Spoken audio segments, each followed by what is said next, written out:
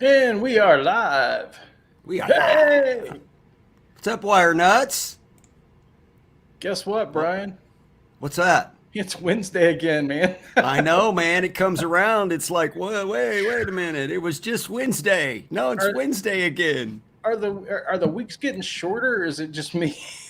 As you get older, they definitely get shorter. Oh, I know, man. The years, the Oh, days, the hours, the I minutes, know. everything Don't I speeds up. know? Don't I know? So how you Oh doing, man. brother? Doing all right, man. How you doing?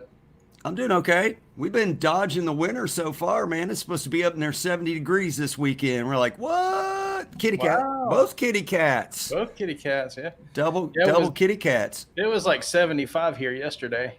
Yeah, well, that's typical probably. Is that about what you guys are you in the 60s usually this time of Yeah, year? for 60s, low 70s, yeah. So Cool. but it was a little cooler today. I think it was like 65 today, but it's been sunny. Oh man, And, did you have to put pants on or are you still well, rocking the yeah. shorts? Well, No, I've kind of put away the shorts until it cracks back into the 80s. so you're rocking pants now. I see all our friends out there in the chat. Yeah, Want to see who all we got sure. in for the show tonight? Yeah, we'll give them a rundown. I see. Let's see. We'll go back up to the top. Joe Hervey was the first in. He was way early. Hey, Joe. Hope you're He doing was here well. before we were. Yeah. He was standing Uh, outside waiting to get in. hey, man, it's okay. It's not general admission. Yeah, you don't got to wait in line, bro. It's reserved seating Yeah, on your own couch, exactly. Or your own chair, or wherever wherever you you are, wherever you are. And wherever hey, you remember, plop hey, down. Brian, remember, always remember, wherever you are, there, or wherever you go, That's there you are. that's where you're Screwed at. it up. I screwed it up bad. Let's Oh, see. We got Zach Thong. Good evening to you, Zach. Upside Down and Terry Himes. Good evening, fellas. And Jay Steen hey and Jay, Electric Gypsy Blues. How you doing? hello, Electric And Gypsy Blues. I see Mr. Guitar Hack. Good evening, sir. Hey buddy, what's up, Hack? And another neighbor to the north is Mr. Six String Brian. Yes, Canadian neighbor to the north. Yes. And Mr. Terry Himes Hey Terry. and Paul Liu. And there's Mr. Lawrence Petros. Oh hey Lawrence, what's up, buddy? Hey, How's man. you sorry you getting like carpal tunnel from all the soldering? And let's see who else we got here. I see Brad Miller, and there's Mr. Krellbar. How you doing, Krellbar? Joe says the only reason Brad. he was here early is he was bored. I knew it had to be something like that. Brad Miller, how's it going, Brad? I didn't get out. I didn't get a chance to check my mail today, so I don't know if that came today or not. So I'll let you know. I'll let you know when it shows up. I'll do a little quickie unboxing on it. Oh, you have a Les Paul coming, don't you? Yeah, yeah. That's right. You get a Les Paul to unbox. I forgot. Get the Lester. Yeah, I'm pretty excited about that. There you go. Let's see, Janice Lala. How's it going, Hey, Janice? Janice. And Mr. David Ennis, how you doing? I see a new person in our Yeah, chat. Viking SW. SW. Welcome Hey, from yes, Oz. sir. If that's the land down under, I hope you're not involved in all the horrible smoke and Fires. fire and Yeah, everything. Yeah, they need to put that thing out. yeah, they do. I just saw where some California forest Yeah, firefighters flew over I to think try to some of help the out. Oregon ones, and there's Yeah, been several from they around the need about a states. week of rain is what they need. Real But bad. this time of year down there, it's just like it is here, man. It's Yeah, it's desert. their hot summer Yeah, desert time, right? yeah. It's the dry season. So, um, let's see who else. There's Stafford Music Studio. Hey, Dave, how you doing, buddy? Hello. Good to see you again, man. Glad you're Yeah. glad you're back on a normal schedule, man. Um, let's see, Grandpa Joe, how you doing, Joe? Good to see you. Hope the big city's treating you well tonight. And I think that's it. I think I'm down to the bottom. I think That's I'm it. You down have to, to yeah. Janice Ennis, Grandpa Joe jumping Yep. in. Yep. Grandpa Joe. My, I'm my, my, messaging our guest right now, so just so you all know, our guest is having some technical difficulties right now, so we're kind of vamping for a couple extra minutes to give him a chance to hopefully sort it out. And if not, then we'll just we'll do the best we can. Did I say chicken guitars? I think I Did you? I don't know Was if I chicken did. But guitars I here? saw her bounce in. Did she bounce in? Yeah. Did she fly in real quick and roost? Yeah. You know what? I'm an idiot because I had my top chat on, not my live. Oh, you didn't even have the live chat. You didn't even see everybody. I fixed it. If it didn't call your name, if it didn't say hello, let me know. I see Bobby Lopez. They were and there's Dale Palmer, our buddy. Dale. So you weren't just dissing them on purpose then. It was total by accident. No, that was totally my fault. And because they were like, see how he is? He skipped right over me. Yeah, see. That's not my style, but no. Did I say hey to Lars? Hey Lars. Hey Lars. I think Lars just popped in. Yep. So we may have to suck Frank one of these dudes out of the chat to come on and be our guest tonight. Who wants to volunteer to be an emergency guest? Frank C, new subscriber. Welcome, Frank. Hope you're doing well. I think Frank's been in before and watched the show, but nice to see you, Frank. Thank you. There she is. Chicken said she flew the coop. In the coop. New studio she's got's looking good. If you guys haven't seen her latest videos, studio's coming together. Dan of New Jersey. There's Dan. What's up, Dan? Yeah. So Daniel Horsley. Hey, there's Ben. What's up, buddy? Hey, getting ready to go to California. I'm sure you're getting excited about that trip. That ought to be fun. Yeah. And you'll get some sunshine out there. It'll be a little bit different than the greater Toronto area. Yeah, the greater cold area. Right. The greater frozen north. Great White North. The Great White North. That's it. Cool. Well, typically, friends, this is where we would normally be introducing our guest, but as I mentioned a minute ago, he's still having some problems trying to get in, so I don't think he's going to be able to join us right now. We're obviously going to keep an eye out for him, and hopefully he can figure out what's going on in his end and jump in. But what we're going to do in the meantime is we're just going to kind of skip over that part of the show that we would normally have and move on to the regular segments that would come after that, and in hopes Dwight will be able to, and of course our guest tonight was supposed to be Dwight Bailey, like you said, he's having some trouble, so we were looking forward to seeing all of his awesome guitar collection tonight, but he is in communication with us, but he's just having trouble working out whatever situation he's got with the browser that he's using. So hopefully he'll get it figured out, and he'll join us. And when he does, then we'll just circle back around to the introduction and the guest Q&A. But until we get to that, Dave, you have been working on a project now. The holidays are over, and you're getting your fingernails dirty. You want to kind of update us on what's going on with the TTK Glary project? I just happen to have part of it right here. Oh, that's a pretty substantial part of it. Yeah, this is a part of it. And you guys will notice I've got the fretboard all penciled up right now. Oh yeah. And you can see I worked a little bit on it, so you can see some of the outside. I'm actually radiusing. So this is a 12-inch radius. I believe this is probably maybe a 14-inch radius neck. So I'm going to change that just slightly. I'm going to take it to a 12. But and I think there's a little bit of a twist in it, because you can see, this is one really good way to tell. When I started sanding it, I started taking a little bit out of here, down here, a little bit more in this way, and a little bit more in this way. So that means it's got a little bit of a twist. So, which is fine. I mean, that's actually the twist you want. If it's twisted, but I'll take my radius block and I'll get all that pencil. Once all that pencil leaves, then I'll mark it up again, and I'll go over it again with the lighter grit. This is just 220 that I've got stuck on my radius block right now. How hard was it to?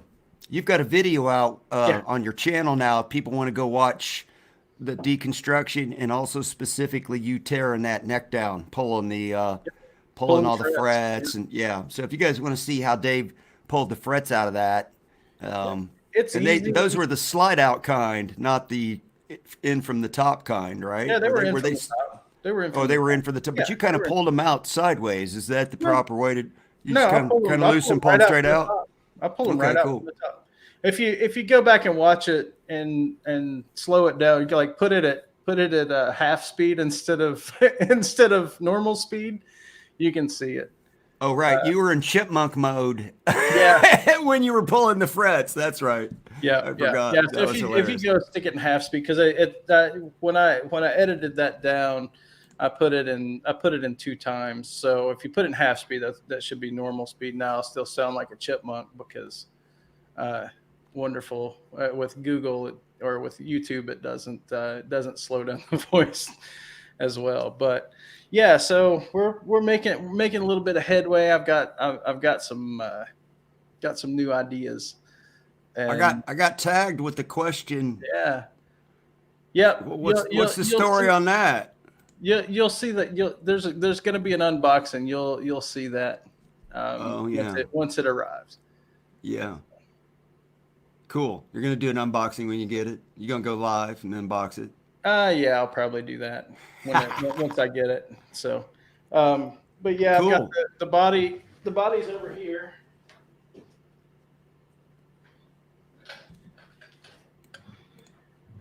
Here's the body. I left the claw on it because no reason to take the claw off. But It's not the tone claw is in good shape. Sounds good to me. Sounds like a tambourine. Yeah, but at first I thought they might have sprayed this thing, but the more I looked at it, and this hole right here, that one goes all the way through. Oh yeah. So yeah, you can see my. Yeah. What's that all about? So what they do is Was that where the jig held it when it was painted? they dip it. Oh, they dipped it. Yeah, so it's dipped. Crowbar, it's pretty much. I can guarantee you, it's basswood. It's stupid. They're stupid light. I mean, this body probably weighs 1.5 pounds, maybe 2 pounds. It's They just wouldn't use ash because that would cost more, right? Ash more Well, expensive. yeah, that, but it's also tougher on the tools and so basswood's really inexpensive. It's real easy to come by, and it's really light, and it's really soft. So it's really easy to work. It's like hard balsa. Yeah, it really is. It really is. No, I'll joke. I'll joke aside. It's really soft, but yeah, it's basswood's okay. I mean, you know, most of us have owned. If you've ever owned an Ibanez, you've probably owned a basswood body. Even the gyms, like the high end gyms are basswood bodies. So, is basswood bad? No, you know. Janice says she needs a guitar. Janice, they don't come any lighter than that Dan Electro, sweetheart. That's about as light as they get. Yeah, these things. This thing is just. I mean, even with the neck and electronics on it, it's ridiculously light. And it's you can beat the crap out of this thing, and it's not gonna. It doesn't matter.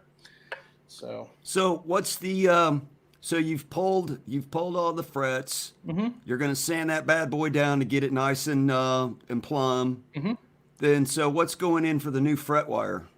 I've got some Jesscar, 18% nickel silver, so it's good. It's good hard fret wire that's going to go in it. The fret wire that they had in there is really soft.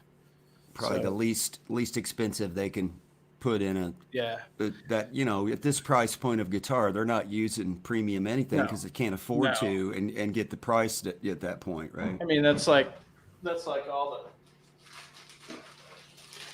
all the hardware. I mean, you know, these tuners, the tuners are the tuners are real bad. I'll just go ahead and tell you, um, they're real bad. Real bad. They're real bad. Not kind of bad. They're bad.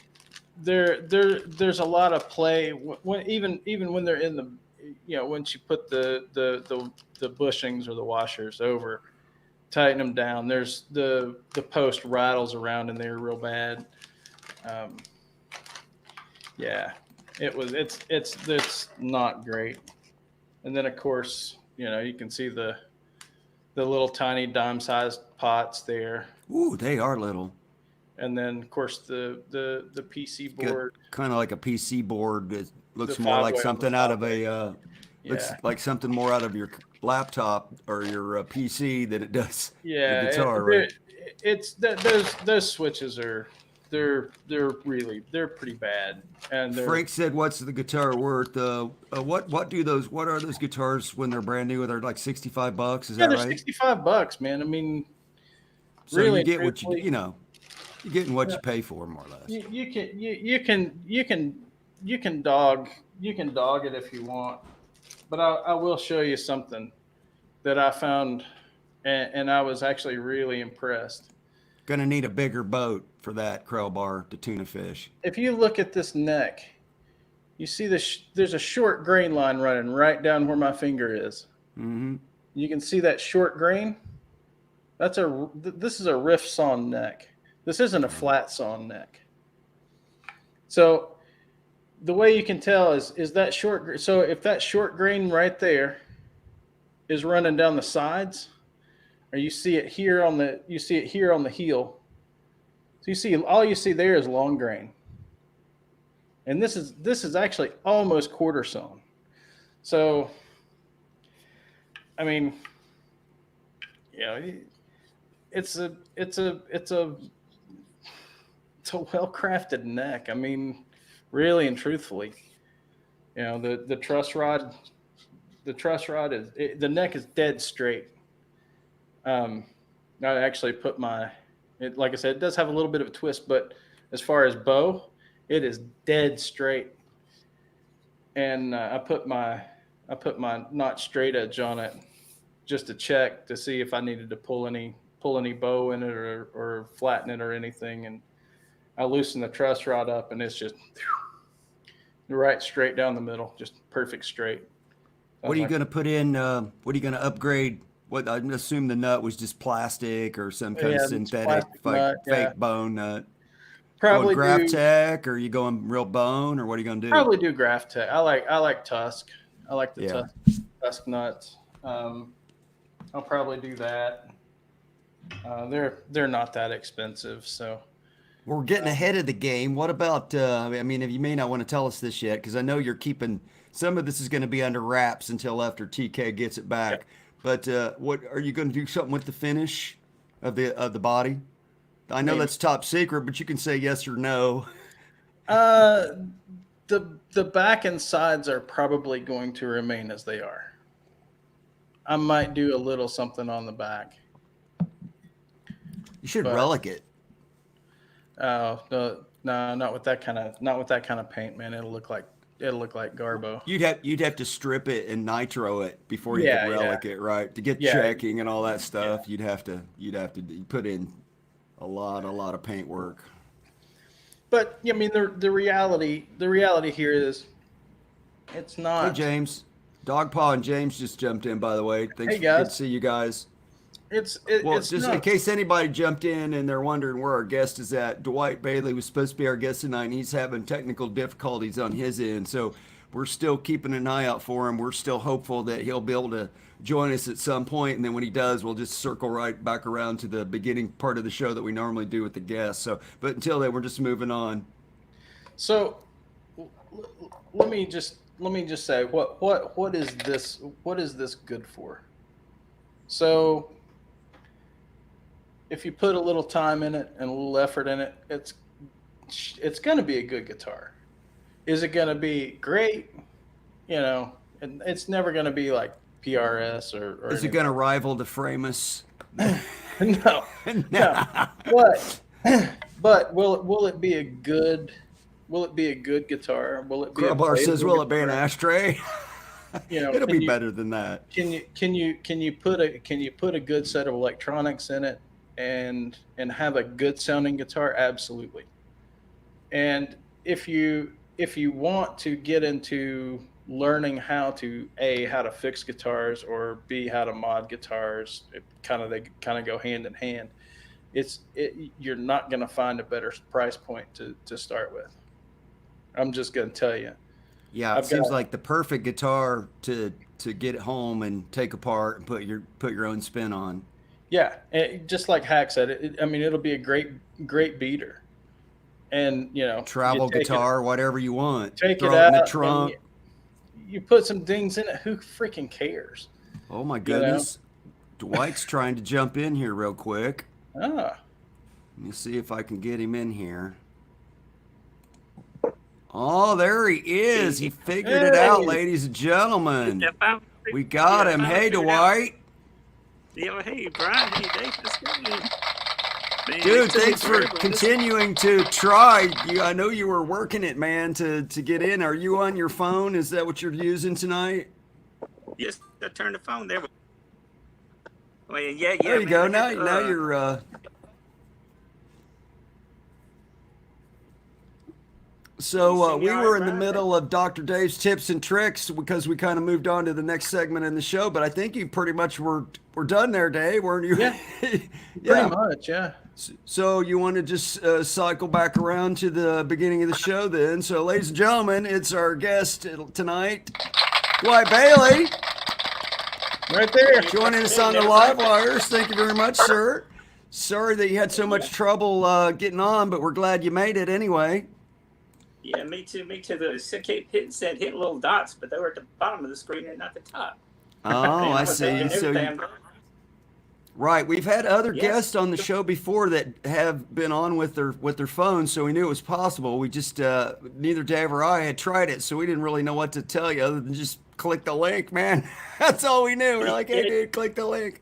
Guitar Hack says, nice shirt, Dwight. Yeah, that is a nice shirt. I like that shirt. Thank you. You've got the navy blue one working there. Yeah, I got the blue and I'm loving it. Look, I'm the only one. I'm the only one representing tonight. That tonight you are. Mine are in the dirty laundry. I know. I just ordered a couple more though. By the way, we didn't mention the merch. So in the description, links to our merch, and we're getting real close to the number we need to get away from the StreamYard beta and go ahead and pay for the pro version so we can get rid of the duck and have some different functions and things on here that we're trying to chop. Well, the duck's head's already been chopped off. It's just a headless duck anyway, but yeah, we're trying to kill the duck. So because we tried to get that one insurance company with the duck to sponsor us, and they said, oh hell no. So we're just so we're not even going to say it on here because they want to pay us. I said you should just pay us not to say it. Let's work something out on that. That's right. Awesome. Well, I did have Quinn here. Let's try and get her up. So I done messed her up. I had Quinn here helping me out there. Oh, there's your baby girl. Oh, hi, sweetie. She's is she a Persian kitty, like a long-haired Persian or something? Siamese. Siamese? Yeah, that's what I meant. Yeah, Siamese. That's what it is. Yeah. Yeah, Siamese. She's got the dark face. My kitties were playing on the stairs a minute ago. They're sleeping by now. They're professional sleepers. Yeah, there you go. Yeah, Quinn is. Got it down to a science. Yeah. What'd you say, DR? You got to take away. Okay, cool. I got you. Cool. Well, listen, man, thanks for joining us. So we're just going to jump right into it, buddy. So I'm sure you've seen the show before, and we have every time we have a guest on, and your cat's very beautiful. What'd you say your name was? Dwight Bailey. No, not your name. The cat's name. Oh, Quinn. Quinn. Quinn. We all know your name. Everybody knows your name. We all watch your videos. So we're just going to jump into the Q&A with you here real quickly, Dwight. So first thing we want to ask you tonight, and this is a standard question all of our now we're getting other babies. Look at that baby girl. That's Ivy. She's a pretty girl. She's so sweet and nice and calm, isn't she? It's show that if I went and tried to grab my cats and hold them over here, I'd get scratched. For right the little now, girl let me pick her up and hold her for a second, but the boy, he don't like to be picked up at all. He's not a pickup cat at all. Yeah. That's I had a boy one back too. He didn't want you to touch him, but Quinn, she's a loving cat. There, she'll hang right with you to the end there. He likes to get petted and get his loving, but he just doesn't like to be picked up. He likes to have control of his situation. Yeah. Right. Yeah, there you go. That's right. So, Dwight, how long? Yeah, man. How long you been playing guitar? You've been playing for a while, I assume, from the way you play and the size of the collection you've acquired. Yeah, since I was about 13, I think my mom took me to a music store because I saw some of my other friends had guitars. So she took me to, I think it was Mississippi Music, and got me an Electra guitar. That was the name brand of it, Electra, and one of the little PV Backstage Plus amps, you know. Oh, really? Yeah. So you didn't start off with horrible gear then? No, it was okay. It was okay. It wasn't the best, but it was an okay guitar, you know. Right. So. And a little PV amp. So what was it? A Strat style guitar or? It was similar to an SG. If you ever look at the old Electras, it didn't have the effects type one. It was just a plain Jane guitar, you know, just a regular, I guess, a brown wood, you know. Double humbucker. It was great to learn. Double humbucker. I think it was.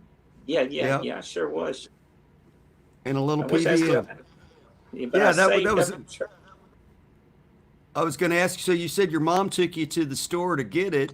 Was it so your parents were supportive in your early music endeavors? Yeah, pretty much.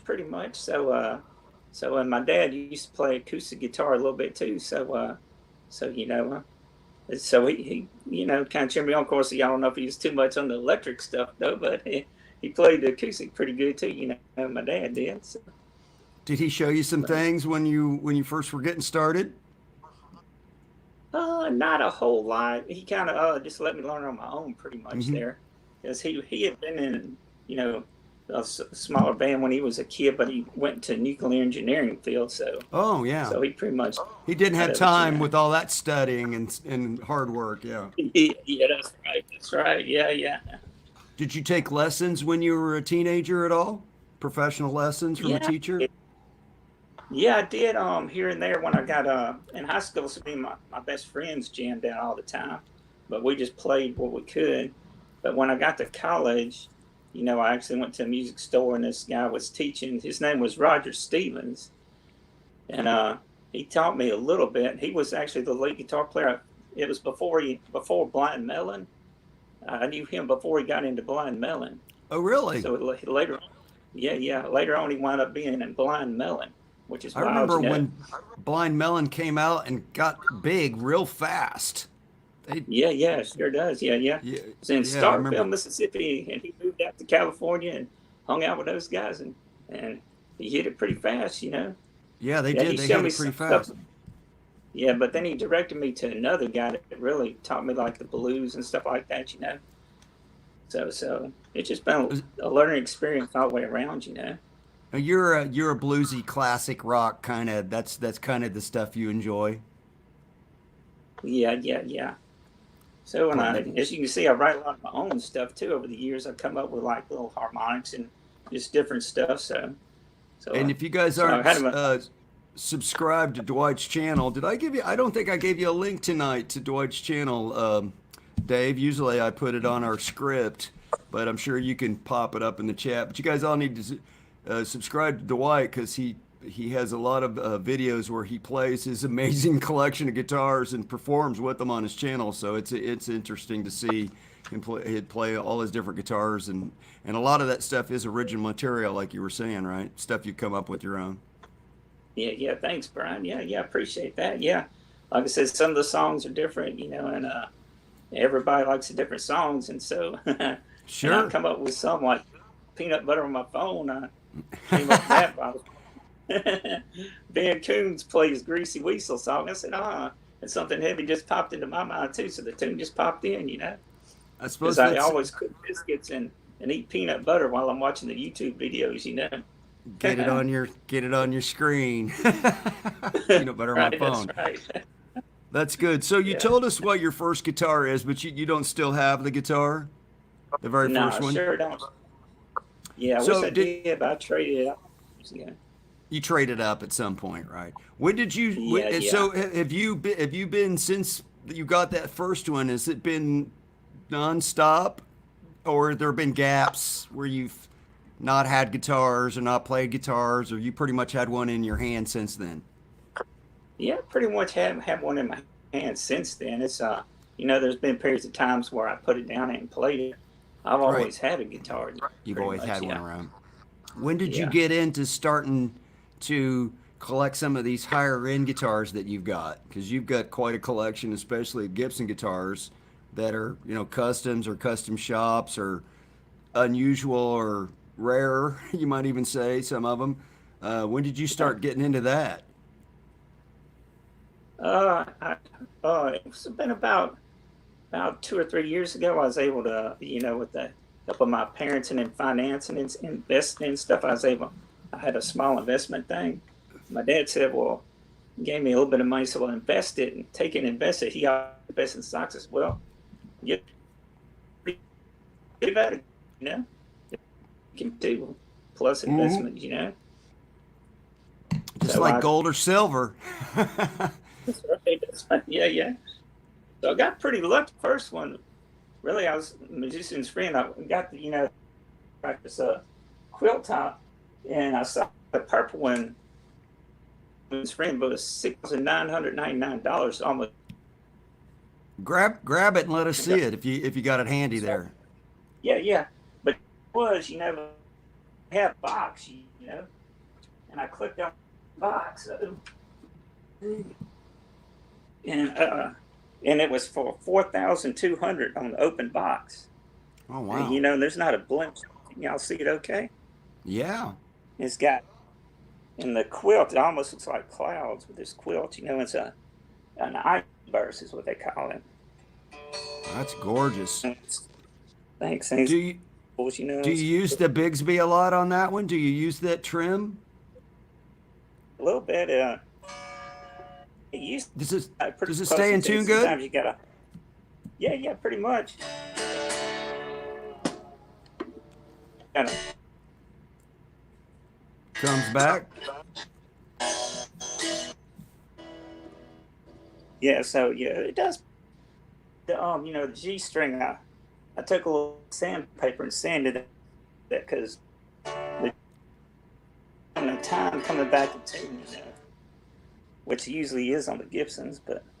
Right. Well, You're breaking up a little bit, so you sanded in on the nut a little bit. That's what you said. Yeah, on the, you know, where the string grows through, I just sand it a little bit and make the hole just a little bit wider. Right. So the string Yeah. doesn't lock up or bind up. Right. Yeah, it doesn't up as much. Yeah. So Is that the helped a first? bunch Is too. that the first custom shop one you got? Yeah, sure is. Yeah. Well, yeah, I think it is. Yeah. Yeah, What, it sure is. Yeah. And guys, we're gonna part of the Q&A tonight. So we're gonna take this time to look at Dwight's guitars, because if you're not subbed to Dwight's channel, Dwight's got custom shop Les Pauls and Gibsons out the yin yang V's and all kinds of cool stuff. So we're gonna make him bust them out and show us what was the next one you got? You The remember next one I got, I think it was this Alex Liferson one. This Oh yeah, It's that's got the access joint, right? Yeah. And it's quilt top too. I don't know if you can see it very well. I don't know. I've seen a red one with the access. That's cool. So that's an Eric Lifeson from Rush signature model. Yeah, and it's got let's see, it's like it's got the star thing on the back, you know. Oh wow, If you can that's see it real- cool. Sure. Is that off of It's got what, the- 2112? 2112 logo? Is that the logo? Yeah, it is. I think it is. Yeah, with the star Yeah. man. I think it was. Mm-hmm.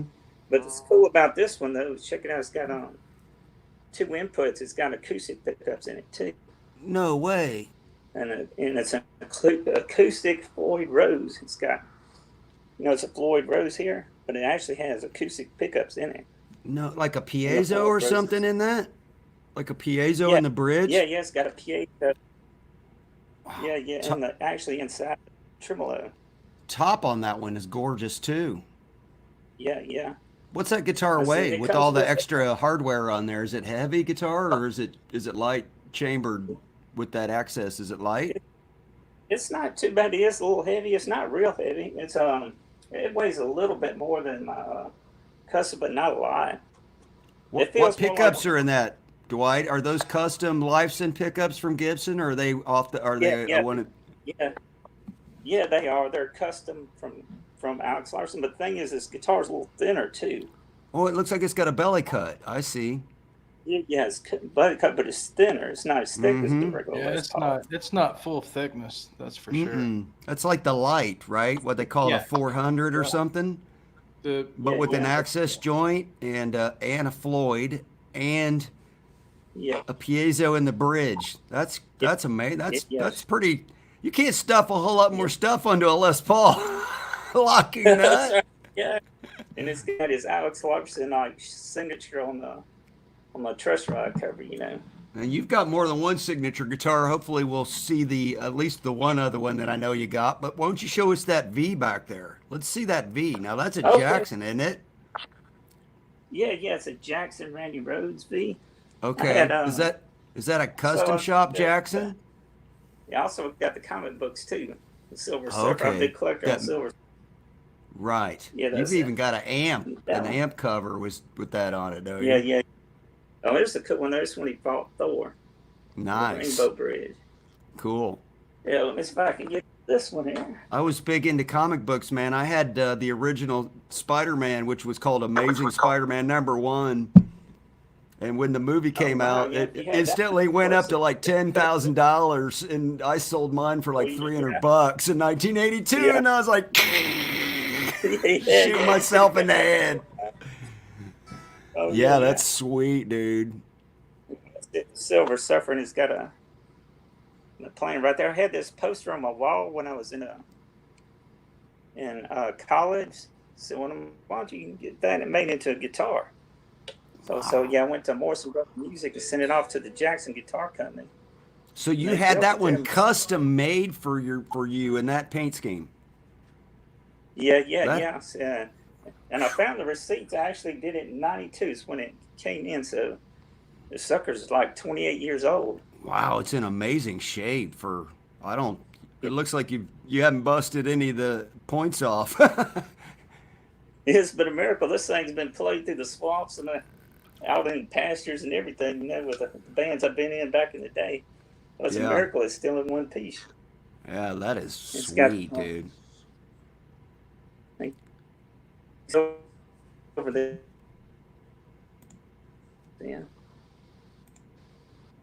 this sucker, it just rocks and it stays in tune really good too, so. Wow. I did change out the pickups in it to first bucket was in there. So you've got Gibson pickups in it, yeah. Yeah, that's amazing to have a custom and dang near vintage Jackson is pretty freaking nice to have in your collection, dude. A lot of guys would hang that on the wall and be afraid to touch it, right? A properly set up Floyd Rose is bulletproof on tuning. Yeah, man. Unless you want to go to a different tuning, then you're gonna have to mess with it for a while. But once you get it in that other tuning, it'll be bulletproof there too. That's why you have multiples. Yeah. Actually, not. I got a piece of wood. I shaved down a little piece of wood. I don't know if you can see it. This little piece of wood. Oh, you got a block? Yeah. I blocked it off. I glued it in there so it can only go down. So, and I got 5 springs in it, so it holds good. It'll go down good. Yeah. But I can put, any I can drop tune it and all that kind of stuff now. Yeah, you can drop tune it. Yeah. So, I keep my Floyds are both in D anyway, so because that's what I use them for is D. So. Yeah, that's cool, man. Well, what else? You got anything else super cool? Brad. Let me open up this. Well, there's a triple humbucker Les Paul that you got that I gotta see. Because get the phone to it. If you can see it, I'll open it up. Oh my God! See, Dwight's got guitars that go on for days, dudes. We're barely scratching the surface here tonight. We're gonna have Dwight back on another time. This is his signature signed one. Yeah. Now my buddy Hack won't like it because it's got triples, but that's okay. That's right. Yeah, it's all right. She's got. Like, let me see if I can get it out. Set this back up there. I'll get it out. Yeah, it's. Oh yeah, and I got the original. Moving your phone around gets a little blurry on us. Sometimes you're lagging. That's okay. Yeah. And I got the original warranty for that, and I got the original receipt where I got it. Yeah, so this is the first one they did, right? So this one's been around for a few days. Yeah, it's the original receipt I got from Mississippi Music back in the day. What year? 1997. 97.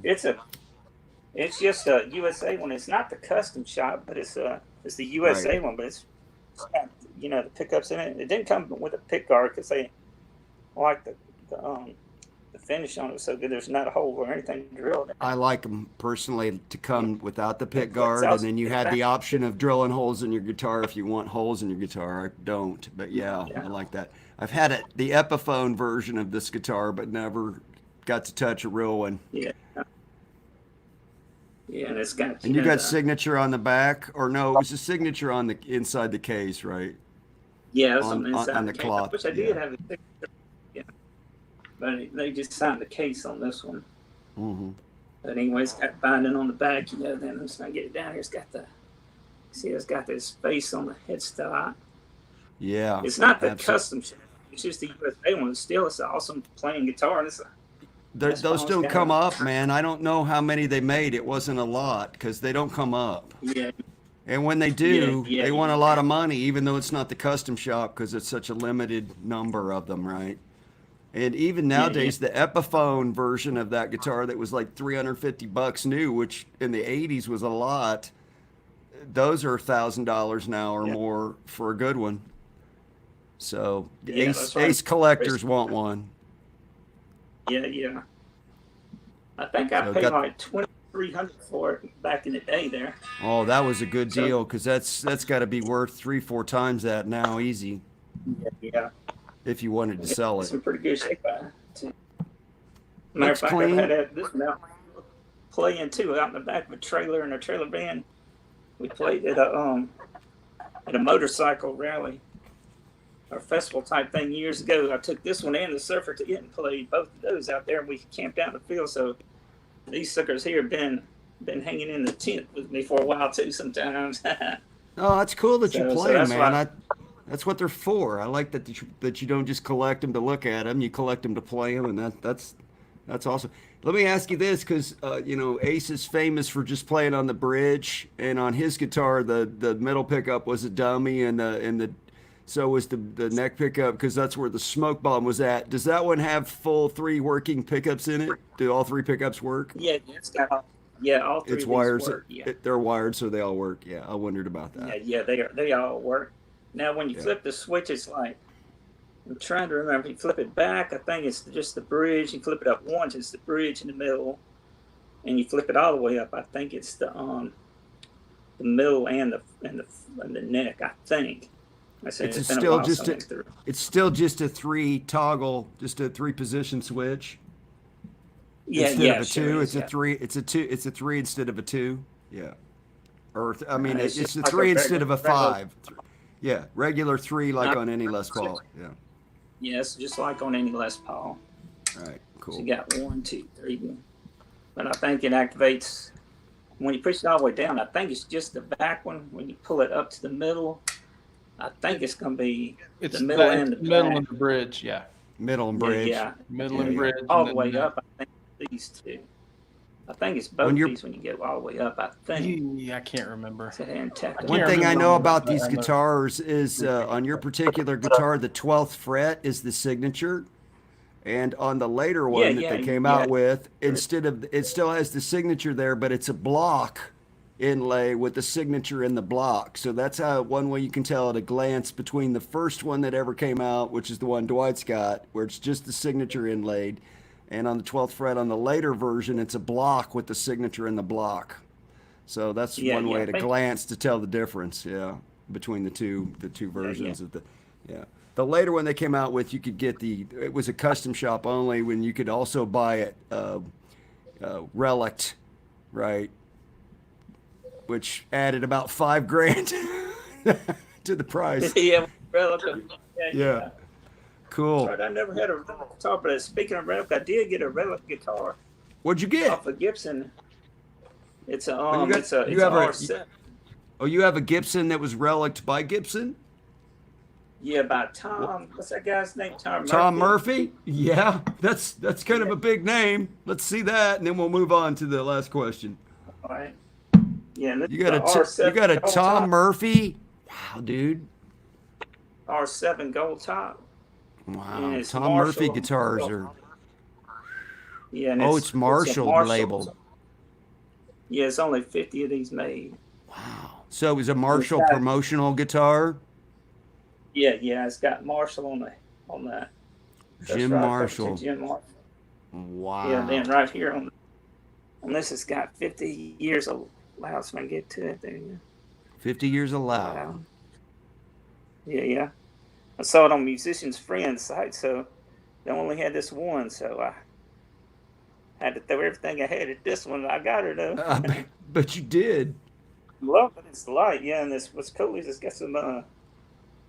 If you can see the back of it though, let's see if I can get the back in there. Got really killer mahogany on it. It's aged. I can see it's got a little buckle rash on there. Yeah.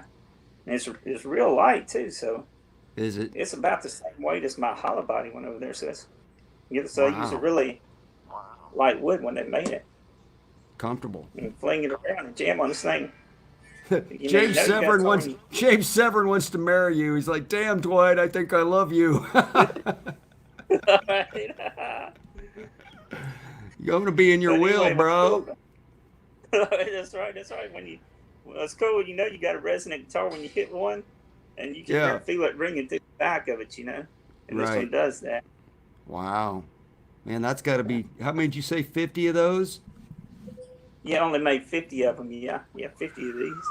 One of 50 anything. Gibson's nice, right? That's crazy. Yeah, that's right. All right, well, let's move on. We'll move on to the last question here for you, Dwight. So this is the standard question that everybody gets that comes on the show. If we were going to strand you on a deserted island, but you get electricity, and you get to take some toys, so you get to take one guitar. I know it's going to be tough. And you get to take one amplifier and one effects pedal. And then you get one album to listen to, and you get one miscellaneous luxury item. So what would you take for your deserted island guitar out of that collection that you have? Or it could be something else you don't have that you covet. Something else? Yeah. If there's something you is that your go-to? Yeah. Go-to. I can play it with or without an amp, Then I don't know. Crowbar says he's taking a Glary and a Gorilla. There you go. And this might be the amp I was going to take. I got a Randy Rhoads Marshall right here. Wow. They only made 250 of those for the U.S. I know Dave's liking that. He's a big Rhoads guy. What do you got, a 4x12 Jubilee cab with it? Yeah, sure do. Yeah. No, you got a double stack Jubilee cab. Dang, Dwight, you trying to blow up the neighborhood? That's right. Yeah. Actually, I got more over in this corner over there. Oh my God. Yeah, there's your Silver Surfer custom one. Yeah, and actually, I got a Dave Mustaine cabinet under that cover there too. Dave. Dave Mustaine signature.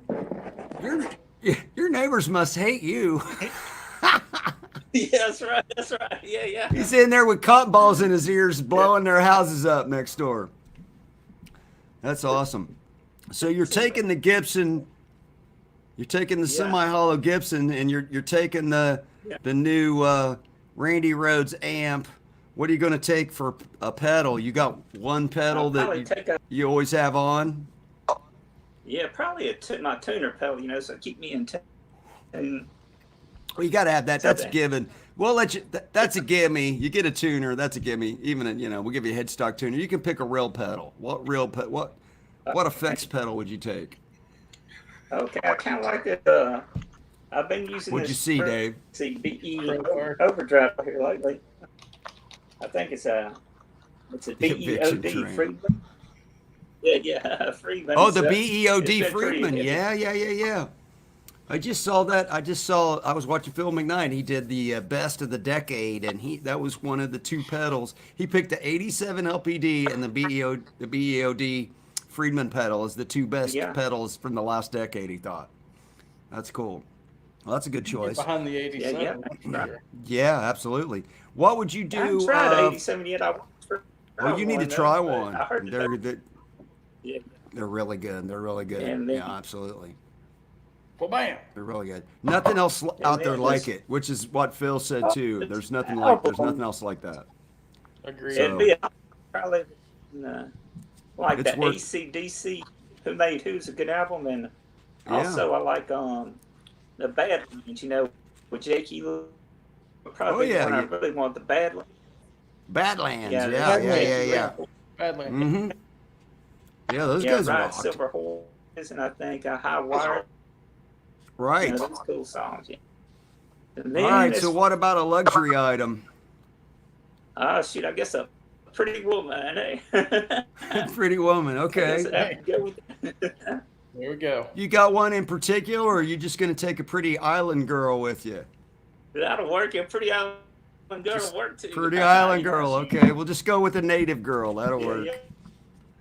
All right, cool. Well, hey, man, we appreciate you playing all along and showing us some of your cool guitars. We already did our Dr. Dave's tips and tricks for tonight. So Dave's got something else to show us tonight. He's I do. been working on he's got a new fun toy that we can all get. I believe our friend already has one too. I'm trying to think. I know I know somebody in the Czech's got Brad one. Miller. Brad Miller. Oh yeah, Brad. It's Brad. Yeah, because Brad has a village. Sorry about that, Brad. I couldn't remember who it was.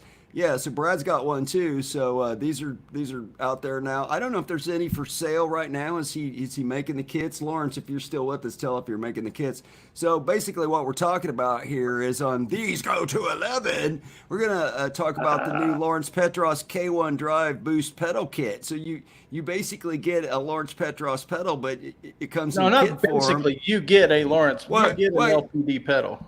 Well, yeah, you get one, but you get it in kit form. So you also get the experience of putting it. Of course, it comes with instructions, but you get the experience of having the fun to put it together. Well, And it then comes it comes with a parts list. a parts list, and it shows you. Well, it tells you where everything goes, right? More or less. Right? Well, the board is laid out really nice. I mean, it tells you the parts list tells you what numbers they are, what numbers they go in, and of course the board's all nice and labeled. I'm actually pulling the back plate off so I can show this to you guys a little bit better.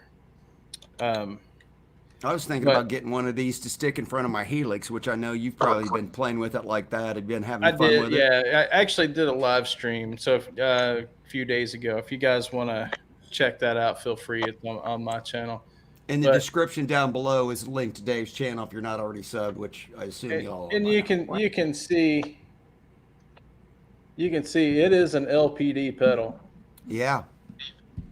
It's LPD. Just he's got LPD. assembled the same components he would if he was going to solder together, but Right. you're just sending it you put it together, right? And you can see Mesa, Arizona, USA right there. Oh, Brad says in the I'm going to go ahead and throw that up because that's good to know. He's doing the build instructions and bill of materials for Lawrence. Yeah. And I mean, really and truthfully, Lawrence did a video, his assembly video on this. I watched it. Yeah. And that's actually what I used to assemble it. I just used watched his the video. Yeah, because there's a couple. There's the 5 diodes, and 5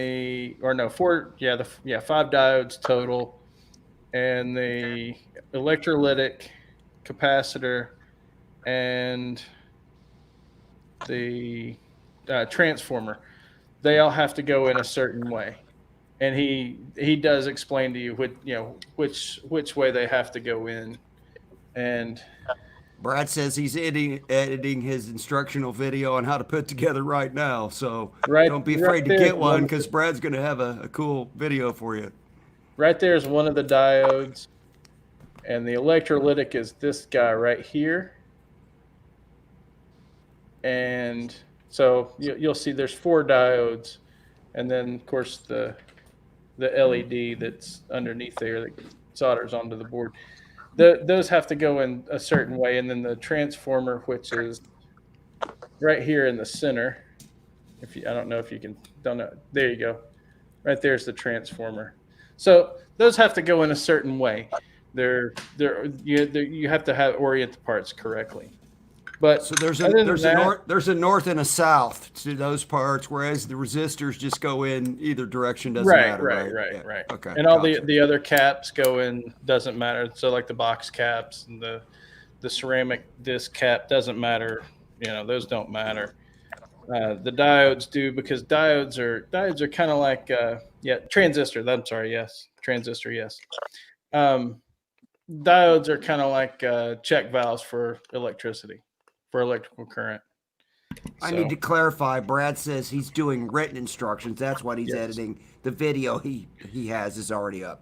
And I actually shot a video of this as well, and it's in the can.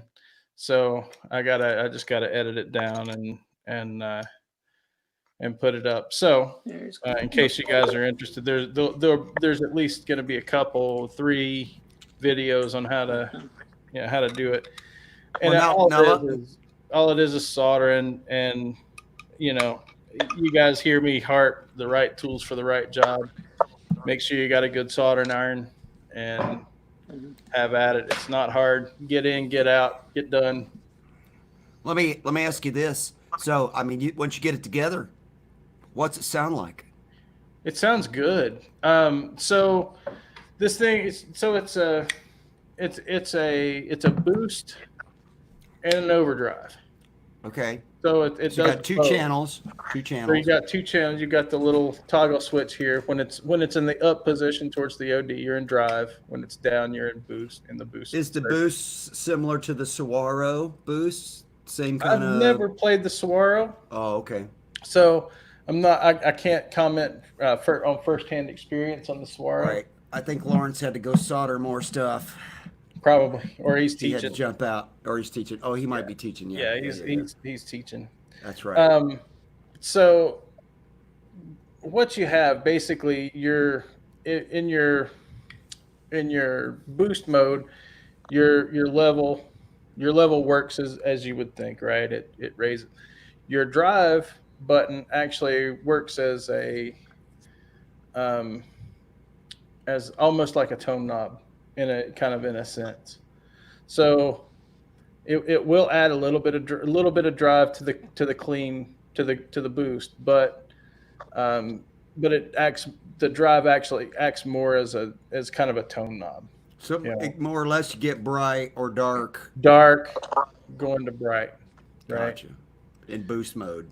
In boost mode, and it works also the same way even in overdrive mode, but it just adds more drive. A little bit more gain. You get a little bit more gain, and you also get, as you go up with the gain, you're starting to roll off some of the lows and starting so it's to basically got an EQ slave to the gain. Right. So it's a really cool pedal. It's a really versatile pedal too. Where you find it in the sweet spot in gain mode, because that's where I'd be most of the time. Because most LPD pedals, you put them at noon, and you're in the neighborhood anyway, right? So is it good at noon? It depends. It totally depends on your application, right? So if you're in front of a clean amp, then you're gonna get like AC/DC tones on the drive or on the overdrive side. Nice. With the drive almost all the way up. So you're not just a little crunchy gain, not over the top. Yeah, gain. It's a nice, smooth, crunchy gain. That sounds like fun. That's what it is. Yeah. So, and that's the first pedal I've ever built. So, just for fun, just so I know, What were you running it into your Helix? What amp did you choose to try it out with? I actually tried it. I did it on the video that I did. I used 3 different amps. I used a twin, the twin reverb. Yep. Basically just a clean Fender To get the clean tone out of yeah, it. Yeah. For the clean tone. And I mean, it was basically amp, cab, and the effects loop. That was the entire patch. Yeah. I mean, mean, you're trying to hear what the pedal I did have a sounds little like. bit of reverb. I did have a little bit of reverb because I like reverb. Yeah. So then on the slightly gainier, on the already slightly hairy amp, I used the Back in Black preset that I sent you, which is a Plexi. Yeah, I like that one a lot. It's already got a little bit of grit. I mean, it's you turn that patch on and it's AC/DC is what it is. Yeah. And with that, it pushed the gain up a lot, or not. I shouldn't say a lot, but it pushed the gain up, pretty a good enough bit. Brad says he likes the boost, compares it to EP booster, wherein he gets some clarity out of it. Yep. And it also depends on where you have the drive set on the boost side of it too. Cool. Your mileage maybe. I don't like real dark. Sometimes it is on your end a little bit. You're a little choppy. Yeah. So yeah, that's the K1. Cool. Keep your eyes peeled for these to become available. I'm not sure what the price point on these is going to be, but they're real fun to. It was a lot of fun to build. Took me. I haven't seen him on his reverb page or his regular website yet, so he may be waiting to get a good supply of all the components before he kind of releases them for sale. I'm not sure how that's what the logistics are on that, but anyway. Like I said, it was a lot of fun to build. Took me about an hour and 20 minutes or so. That's not bad. Again, first time build. I cheated and I used my multimeter instead of trying to read the color codes on the resistors because you had to get like a loop, jeweler's loop. Get like a jeweler's loop to. That's what I'd need, yo. So. Yeah, my bifocals, they'd still be way over here with my bifocals. Right. Like, yeah, I think I could see it. So yeah, that's cool. Well, that sounds like fun. So we'll look forward to that. So if you guys want to try out an LPD pedal, you don't necessarily want to pay the full price for one, even though I think for what you get, they're a bargain. Or you also want to get the fun of putting it together yourself. You're gonna get both. I think that's pretty cool. I think I'm interested in one when he has them up for sale, so that should be fun. Well, let's move on, buddy. We still got a couple more segments of the show to hit, and we're already a good hour in, so we've got quite a good number of red hots tonight. Yes, we do. And all of them are some kind or another markdown. Yeah, really, all of them have been marked down at some point or another. So let me go ahead and get the first one ready to go here. Let's see. We're starting off with this. It never puts them in any order. Oh, here it is. Okay, so we're starting off with that one right there, which is a Squire. The Squire, yes. So this is a Squire Classic Vibe Tele Custom in Tobacco Sunburst. $366.29, $60 shipping. It's coming from Greensboro, North Carolina at Music Go Round. That's not horribly far from where Dwight's at. Yeah. Dwight, you got any Telecasters? I don't know if you can hear me or not. So I would make a recommendation for this. If any of you are interested and maybe want to pick this or one like this up, grab yourself a 1 meg pot and throw in the neck volume. Those wide range style humbuckers, they really need a 1 mega ohm pot. Really? Mm-hmm. What's with the sticker over the serial number? Was that just a particular Squire thing? It looks like there's something I'm underneath. I'm not sure, man. I have no Huh. idea. This thing's really clean. Yeah, it is really clean. It's listed as good, but that looks Yeah. better than what I would think good would be. Yeah, it's clean. It's super clean. Music go round. We got one of those in town. So Nice. 360. They're taking an offer, $60 shipping, which is probably about what it's going to cost to ship that. Offer about Looks- $350 yeah, and call it a day. Yeah, I'm sure they take $350. So Yeah. that's not horrible. I kind of like that. I kind of like that one. Yeah, that's Kinda like it. They're cool little guitars, man. They Yeah, really if you're are. looking for a telly to play and you kind of want that telly bridge pickup, Yep. um, Yeah, you'll get that Telly bridge in that, and then the neck. Like I said, the neck they've got it's Squire's take on a wide range.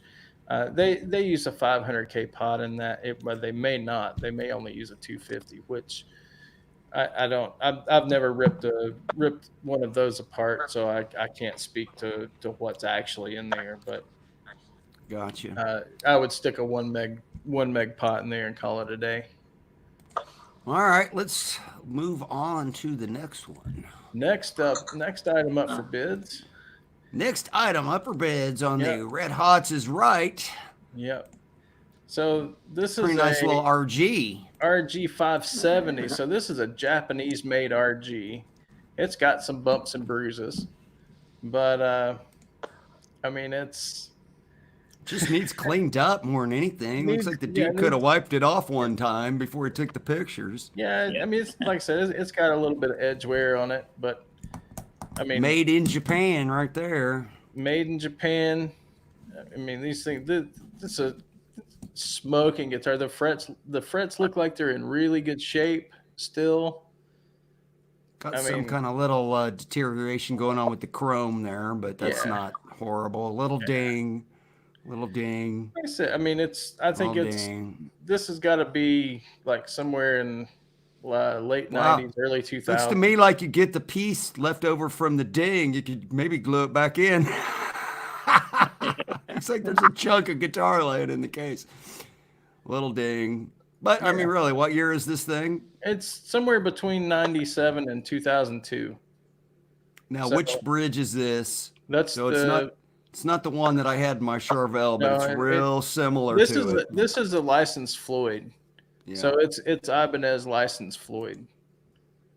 So and That bridge pickup can't be original, so I bet you. Wow, the frets don't look too bad. No, the frets are great. I mean, like I mean, there's a little wear. likewise. But you could polish these, polish up good. Yeah. They polish up nice. Not Yeah. bad. 500 bones for a Oh, Japanese Ibanez.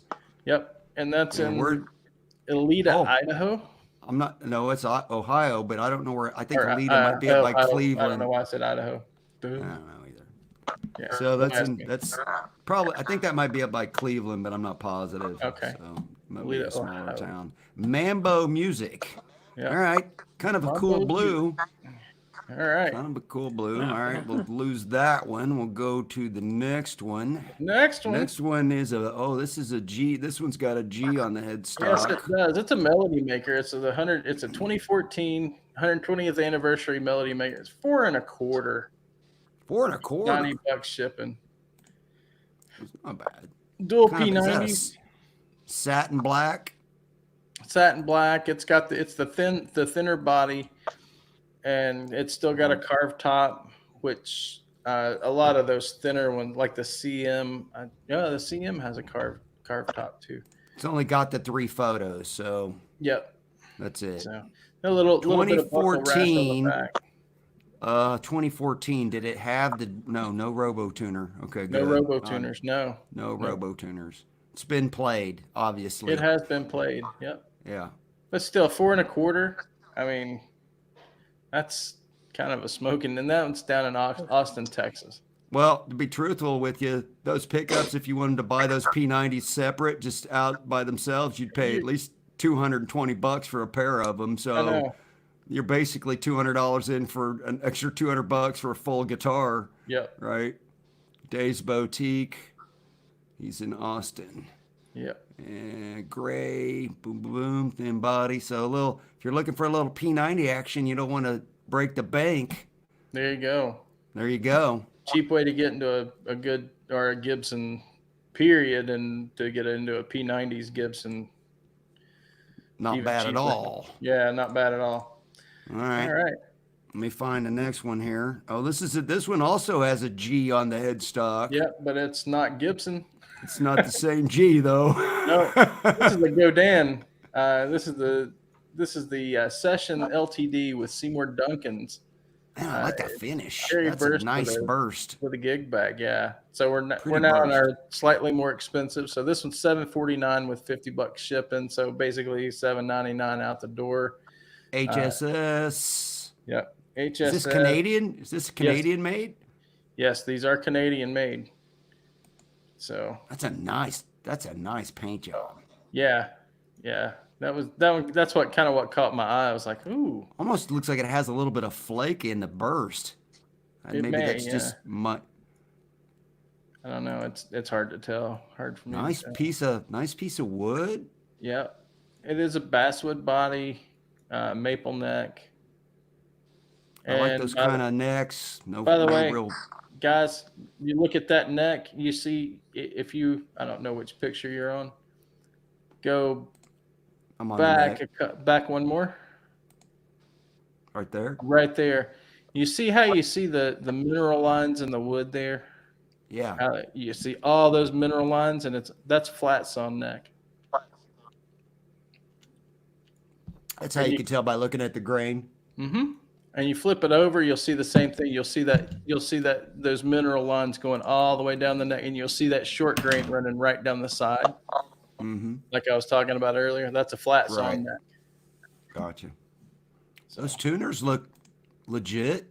Yeah, I'm not familiar with a lot of what Godin uses on their, for their. They almost look like custom. I don't know that I've seen other tuners like that ever in that shape. Yeah, they must be. So I'm sure. I mean, I doubt they're making their own. They're sold in probably, the they're USA probably. with parts handcrafted in Canada. Wow. So Got the trees and everything. yeah, roller trees too. Mm-hmm. Roller T string string tree. So $750 plus 50, yeah, $100 $7.99. down. Been on here a while. It's in Canada, Yep. Victoriaville. I don't think an American buying from Canada gets hurt on a customs thing, no. Not like if you're buying from No. overseas. So that's not bad. That's pretty nice. If you're looking for a nice Strat and you're not really wanting a fender, you want to try something different, that one's pretty cool. So that one will work. All right, what's next on the list? Oh my goodness, there's another one with the G on the headstock. Yeah, I There's know. starting to be a theme here. This Let's is see, I gotta night of make the sure G's.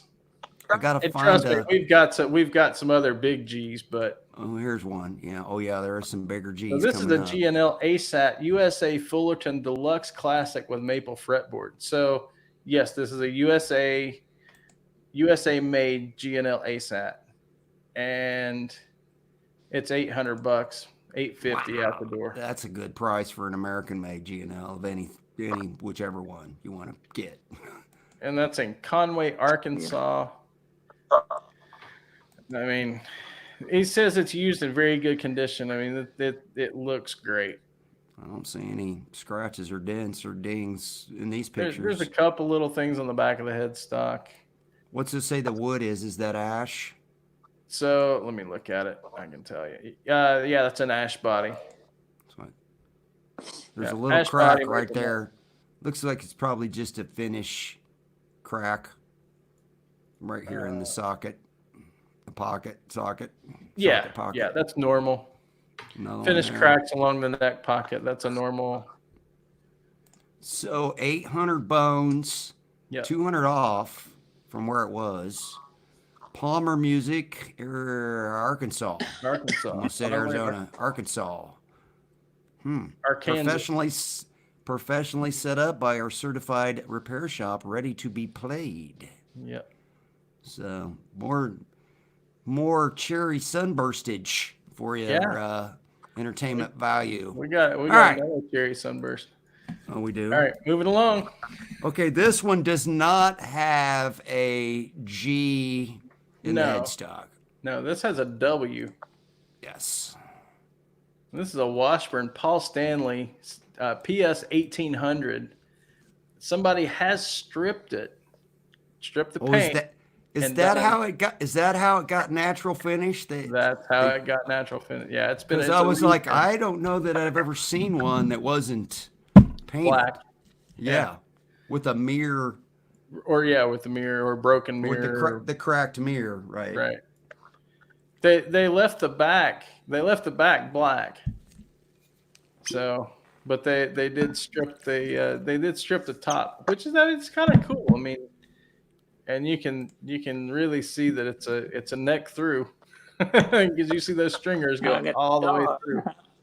That piece doesn't have anything to do with the bridge, does it? It's just is it just a decoration more or less? Yeah, it's just decoration. The start, yeah.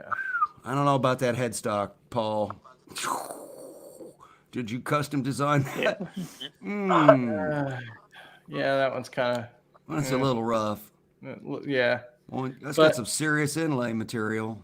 Yeah, abalone and mother of pearl. Yeah, they're kind of neat that it's this neck through guitar that you would have never known with the paint on top. Right. Exactly. Well, and normally these things run what, $3-4 grand? Yeah. This one's discounted because somebody stripped the paint off of it. Yeah. They're like, it's rare. Yeah, it's rare because you jacked it up. Well, the reality is it's a player, right? I mean, if you're going to buy this, you're going to want to play it. So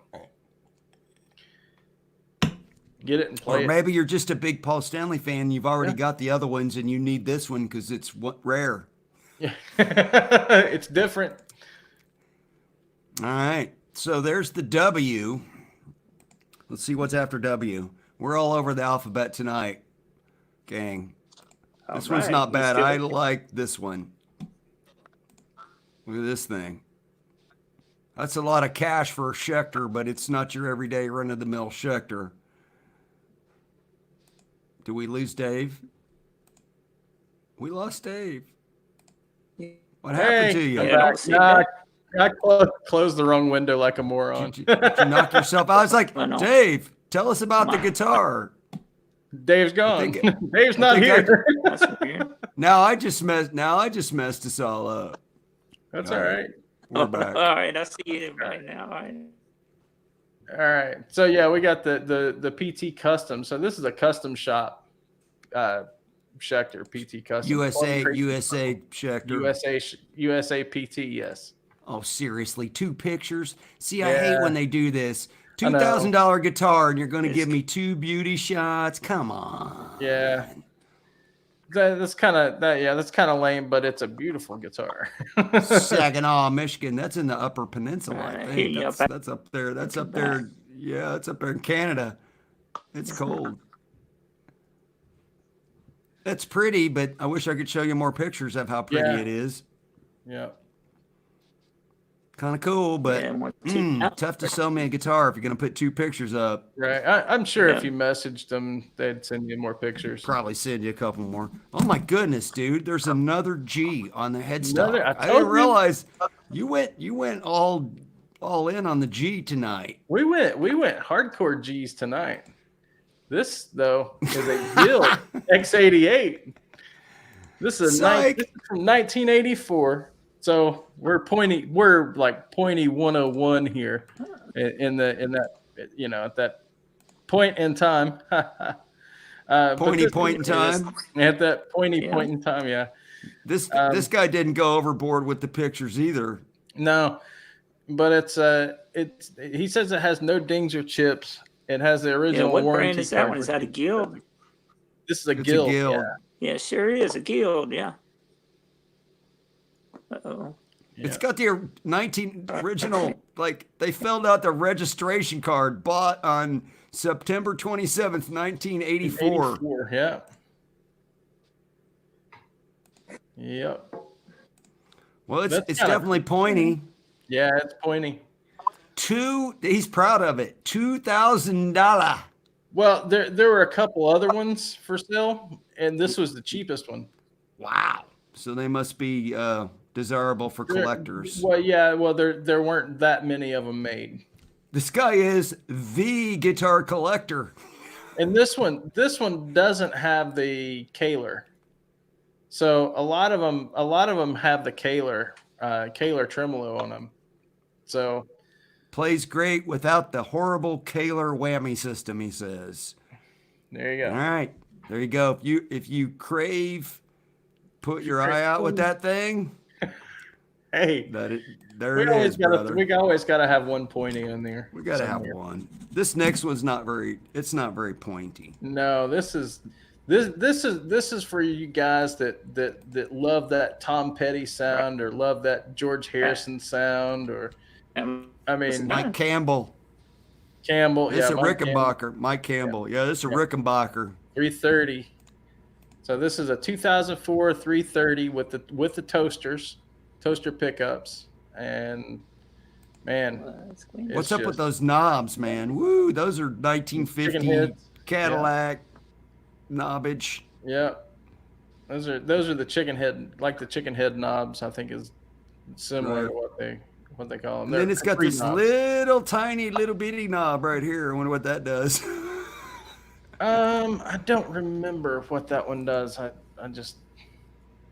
But if you love that jangle that only Rickenbackers can do, then I mean this is a $17.50, $69 shipping. Guys taking an offer. It's been up for over a year. Pretty back. Yeah, it's got a nice back on it. That's a cool back. I like that.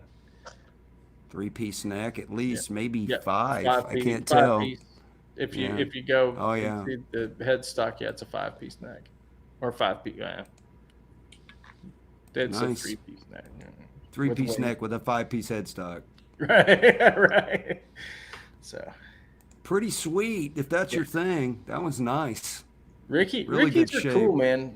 I've played a couple of Rickies, and they're pretty cool guitars, man. Not gonna lie. It's in the garage. It's in the gear garage in New Jersey. Somerset, New Jersey. It says not perfect. Couple of headstock dingage.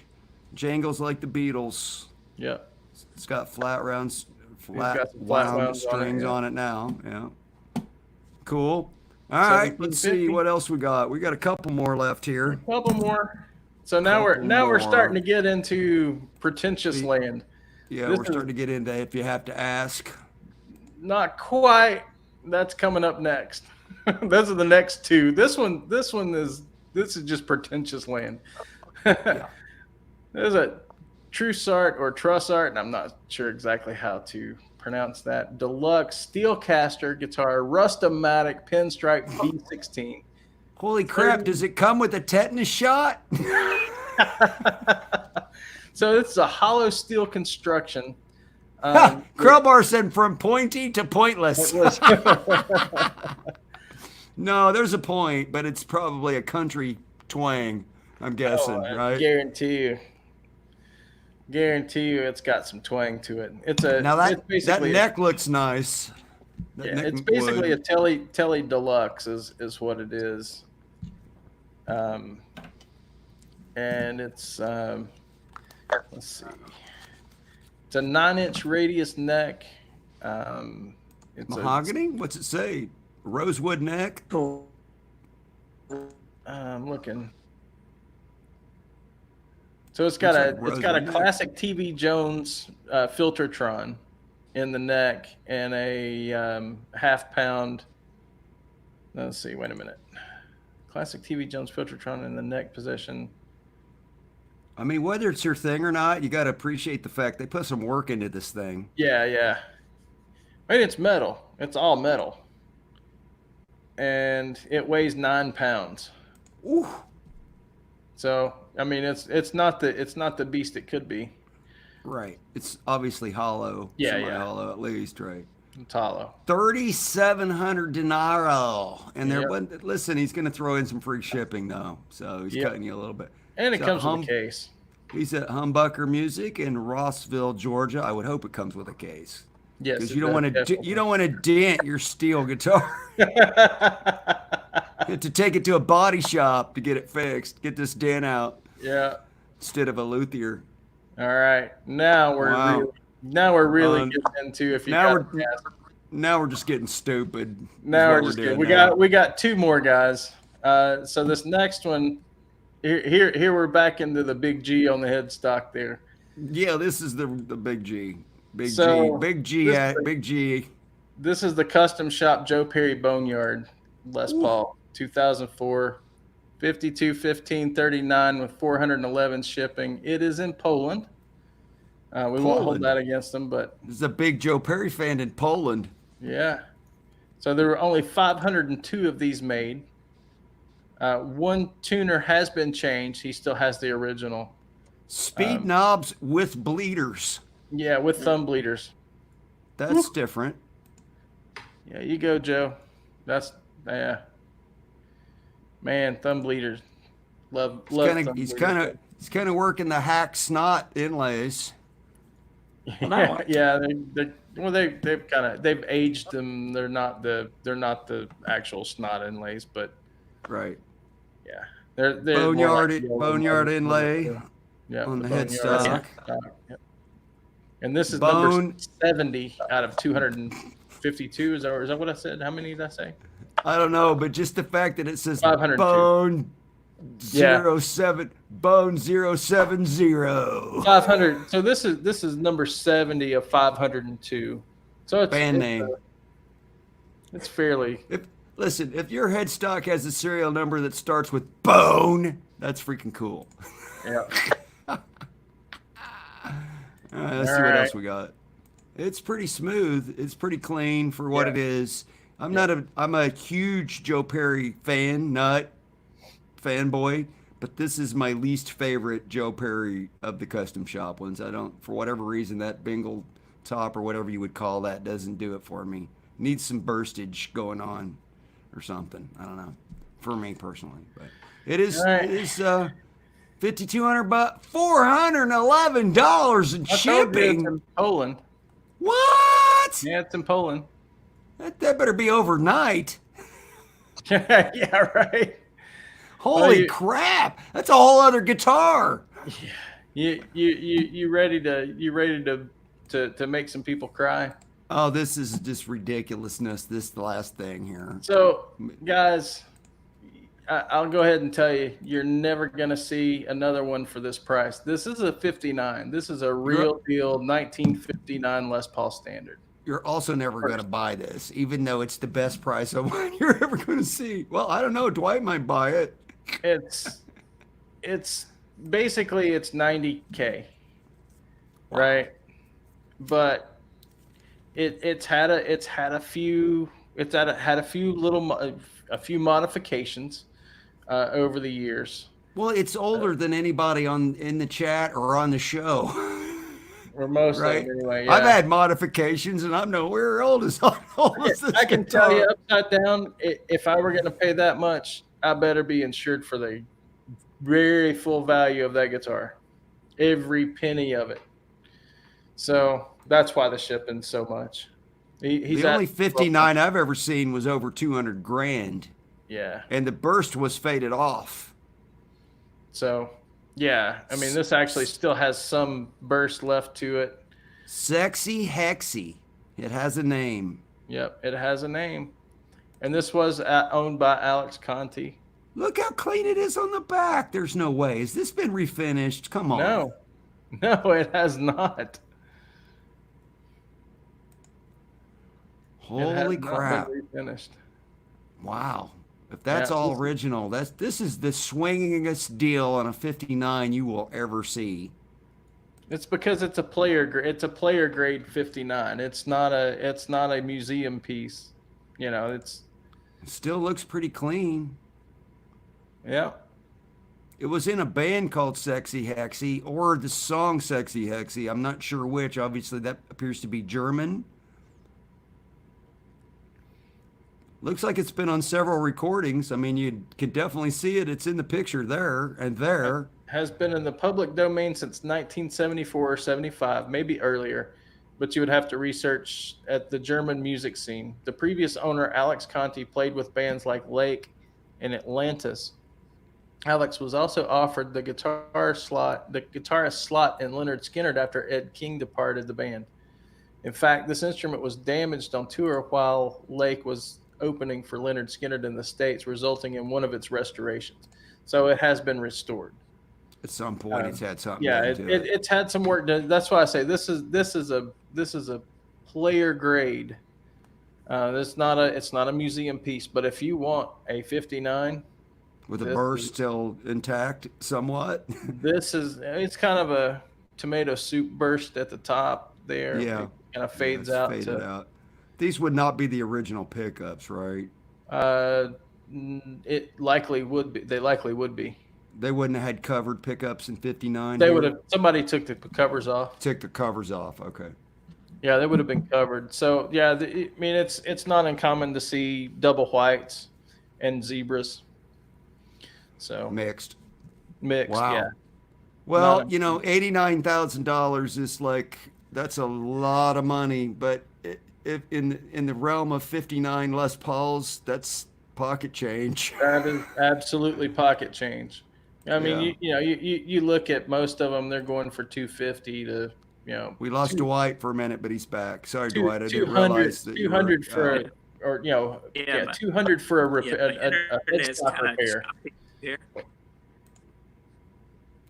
It's kind of choppy. That's okay. I didn't see you were out because I'm driving the bus, so I didn't notice. Hope you weren't out too long. That's all right. I had to reload. All right. Well, that brings us to the. You're smoother now. It sounds like. Yeah. Well, that brings us to the last part of the show tonight, ladies and gentlemen. The Circuit Breakers. Hey, we made it through another one. Part of the show. We made it down. I got to flip the page. I'm on to page 2 of the show now, of 3. Right. So we're getting there. Yeah, right. So as we've been doing the last, I don't know, geez, we're in episode 24 already, almost a half a year of these. So one of our favorite bits that we like to do every week is all in the name of rock history. And Dave gives us the rundown of all the cool events and everything that have happened throughout time during this particular week. And I'm ready to go when you are, brother. All right. I'll just go ahead and preface this week by saying we have a few major birthdays this week, which we will cover. So anyway, kicking off, January 5th, 1965, the Supremes record Stop in the Name of Love at Motown Studios in Detroit. Soon after, they embarked on the first Motown review tour of Europe. So awesome. 1973, with a boulder on his shoulder, feeling kind of older, 23-year-old Bruce Springsteen releases his first album, Greetings from Asbury Park, New Jersey. I've heard of a chip on your shoulder, but a boulder on your shoulder, you got a problem with something. That's a major chip, ain't it? That's a lot. That's more than a chip. All right, 1973 also. January 5th, same day, Aerosmith releases their self-titled album, debut album, Aerosmith. Dream On. Dream On.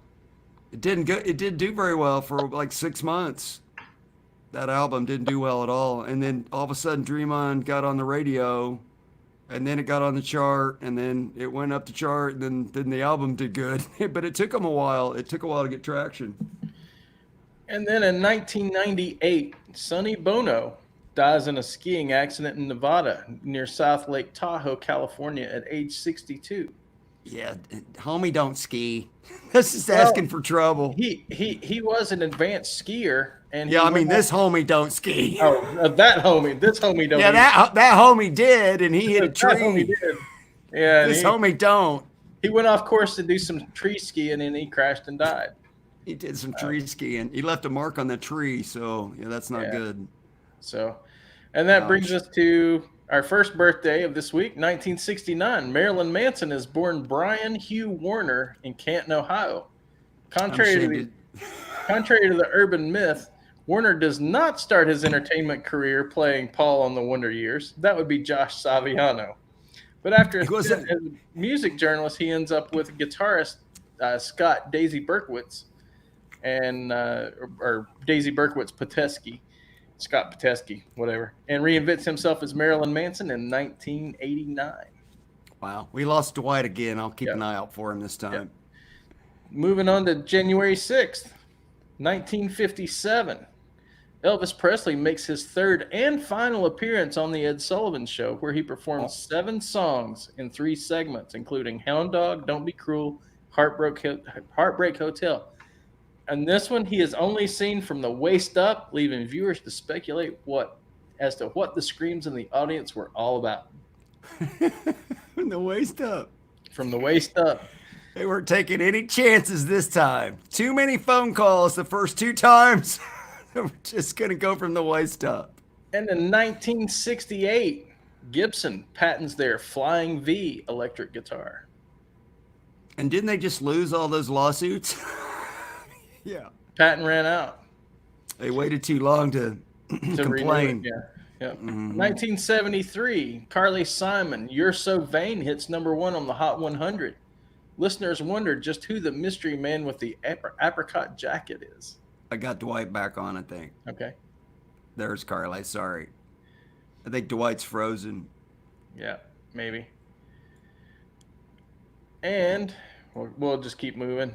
1975, Pink Floyd began recording their album Wish You Were Here after abandoning an earlier concept of an album recorded entirely of household objects. Let me get this straight. They were going to use like spoons and pots and pans and if you go back and listen to the album Uma Guma, it's kind of in that realm. So, I jumped ahead by accident. Yeah, that's okay. 1979, the Village People appear on American Bandstand, where the crowd does the soon-to-be famous arm movement, spelling out YMCA. YMCA. Host Dick. YMCA. That's for you, Jason. If you watch this, Jason Wade, that's for you, brother. Host Dick Clark makes sure that they learn those moves, and they do. Back. And they learn the moves. And a couple of birthdays. I had to live through that whole disco era. Yeah. I was right smack dab in the middle of all that. It was a mess. Yeah, we have a couple of birthdays for January 6th. 1946, Syd Barrett, original vocalist and guitarist for Pink Floyd, is born Roger Keith Barrett in Cambridge, England. And dude had issues, man. Too bad he couldn't get them sorted out. Yeah, dude had some issues. Yep. And 1953, Malcolm Mitchell Young is born in Glasgow, Scotland. Nice. Pretty significant. So we talked about this about 2 or 3 weeks ago. That brings us to yesterday, January 7th, 1967. And this is a significant event. Charlie Pride becomes the first African-American solo singer to perform at the Grand Ole Opry in Nashville. Cool. Yep. So, and that's one thing I didn't get to do at Summer NAMM was check out the Opry. It was kind of on my wish list to at least go in and look at it, but I didn't have time. Yeah. Yeah, they moved it back to the Ryman. That's right. Because it wasn't like Opryland, and then they kind of tore Opryland down, and then they moved it back to the Ryman. The original theater. The original, right. The Ryman's the original theater for the that is, yeah. And let's see, where was I? In 1980, Led Zeppelin's "In Through the Outdoor" is certified platinum. It is the last Zeppelin album issued while drummer John Bonham is still alive. Wow, that sucks. Yeah, that does suck. And in 1968, Stax Records releases Otis Redding's "Sitting on the Dock of the Bay" and Sam and Dave's "I Thank You." Both are very successful, but neither artist scores another hit. Redding had died a month earlier.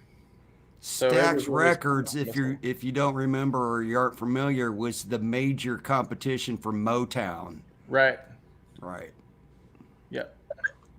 And in 1974, Kiss signed their very first recording deal with Casablanca Records. Neil Bogart. He financed the label and the first few Kiss tours with his American Express card. And they kept calling him up and going, "You're going to pay the bill this, right?" And he's like, "Oh yeah, you owe us like 30 grand, dude. You're paying it like this month, right?" "Oh yeah, I'm paying it." He didn't have $30,000 to rub together, right? He probably barely had 2 dimes to rub together, much less 30 grand. Until Live came out, they were going to go bankrupt. Right. And that brings us around to 1991. Today, back in 1991, Steve Clark of Def Leppard dies in an accidental drug overdose at age 30. He had problems too. He had daddy issues, big time. Still a shame though. Yeah, terrible shame. He was like, "Dad, I'm not worthy." His dad did the opposite of support him. Right. Know?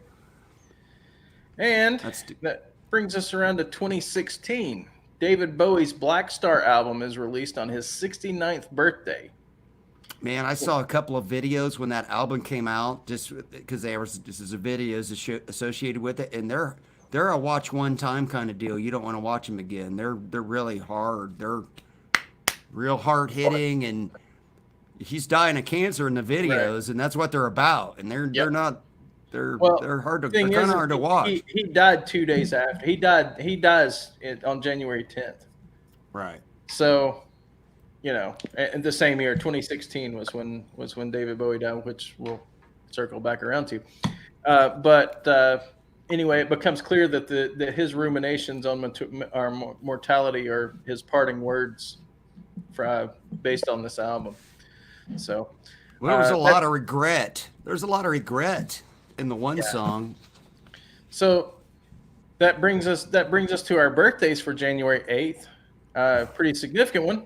Elvis Aaron Presley arrives in Tupelo, Mississippi in 1935. Check out little Elvis, man. He was already rocking it. He's rocking the hat. He's already got the lip working. Yeah. Always king. And then in 1946, Doors guitarist Robbie Krieger is born in Los Angeles, California. That guy's underrated. Yeah, he is. And a year later, David Jones is born in London. At age 18, he changes his name to David Bowie after the Bowie knife to avoid confusion with Davy Jones of the Monkees.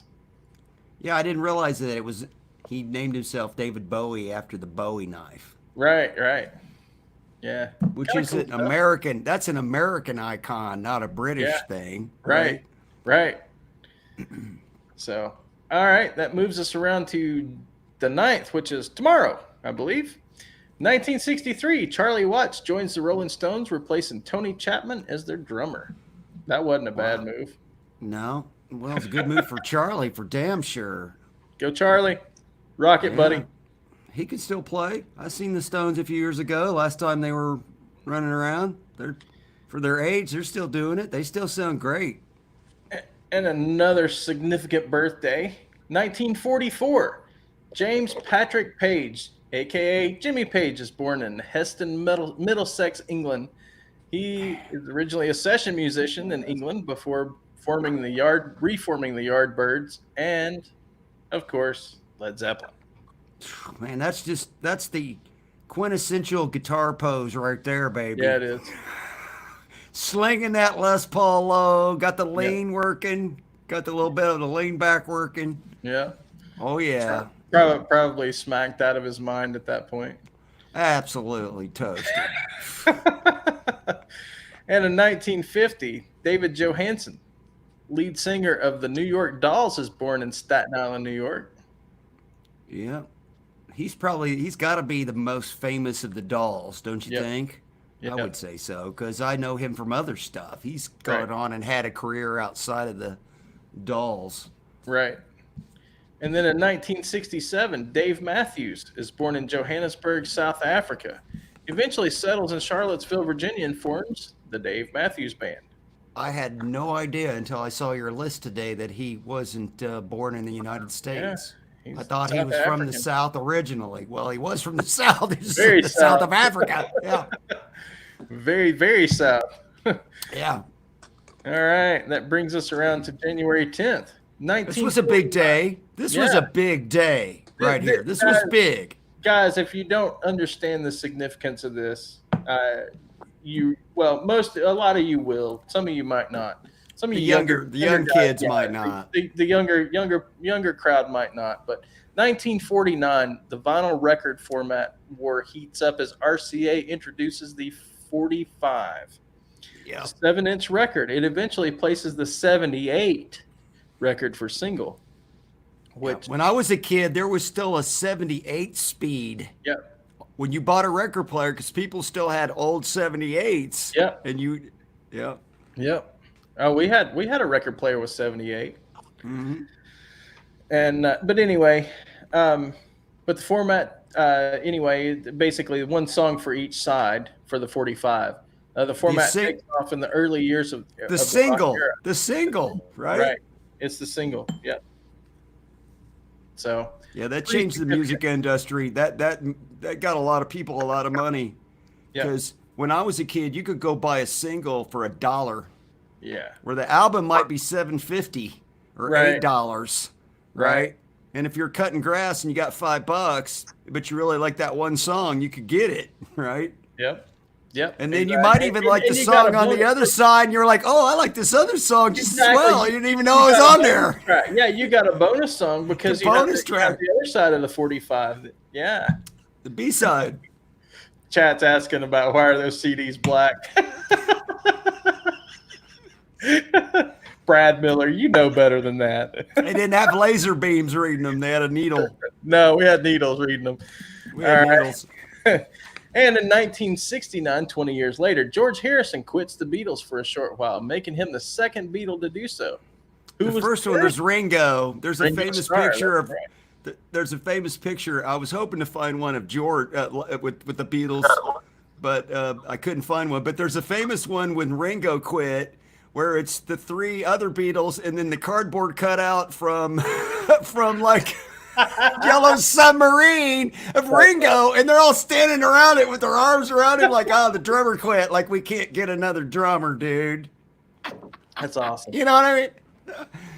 But I was hoping there was a George Harrison one, but they were more like, our guitar player quit. This is not good. This is not the same. We got a few birthdays for January 10th, 1943. Jim Croce is born in Philadelphia, Pennsylvania. Jim Croce. Yeah. He usually smoking a cigar. I couldn't find a good picture of him smoking a cigar. Kitty cat. And in 1945, Rod Stewart is born in London, England.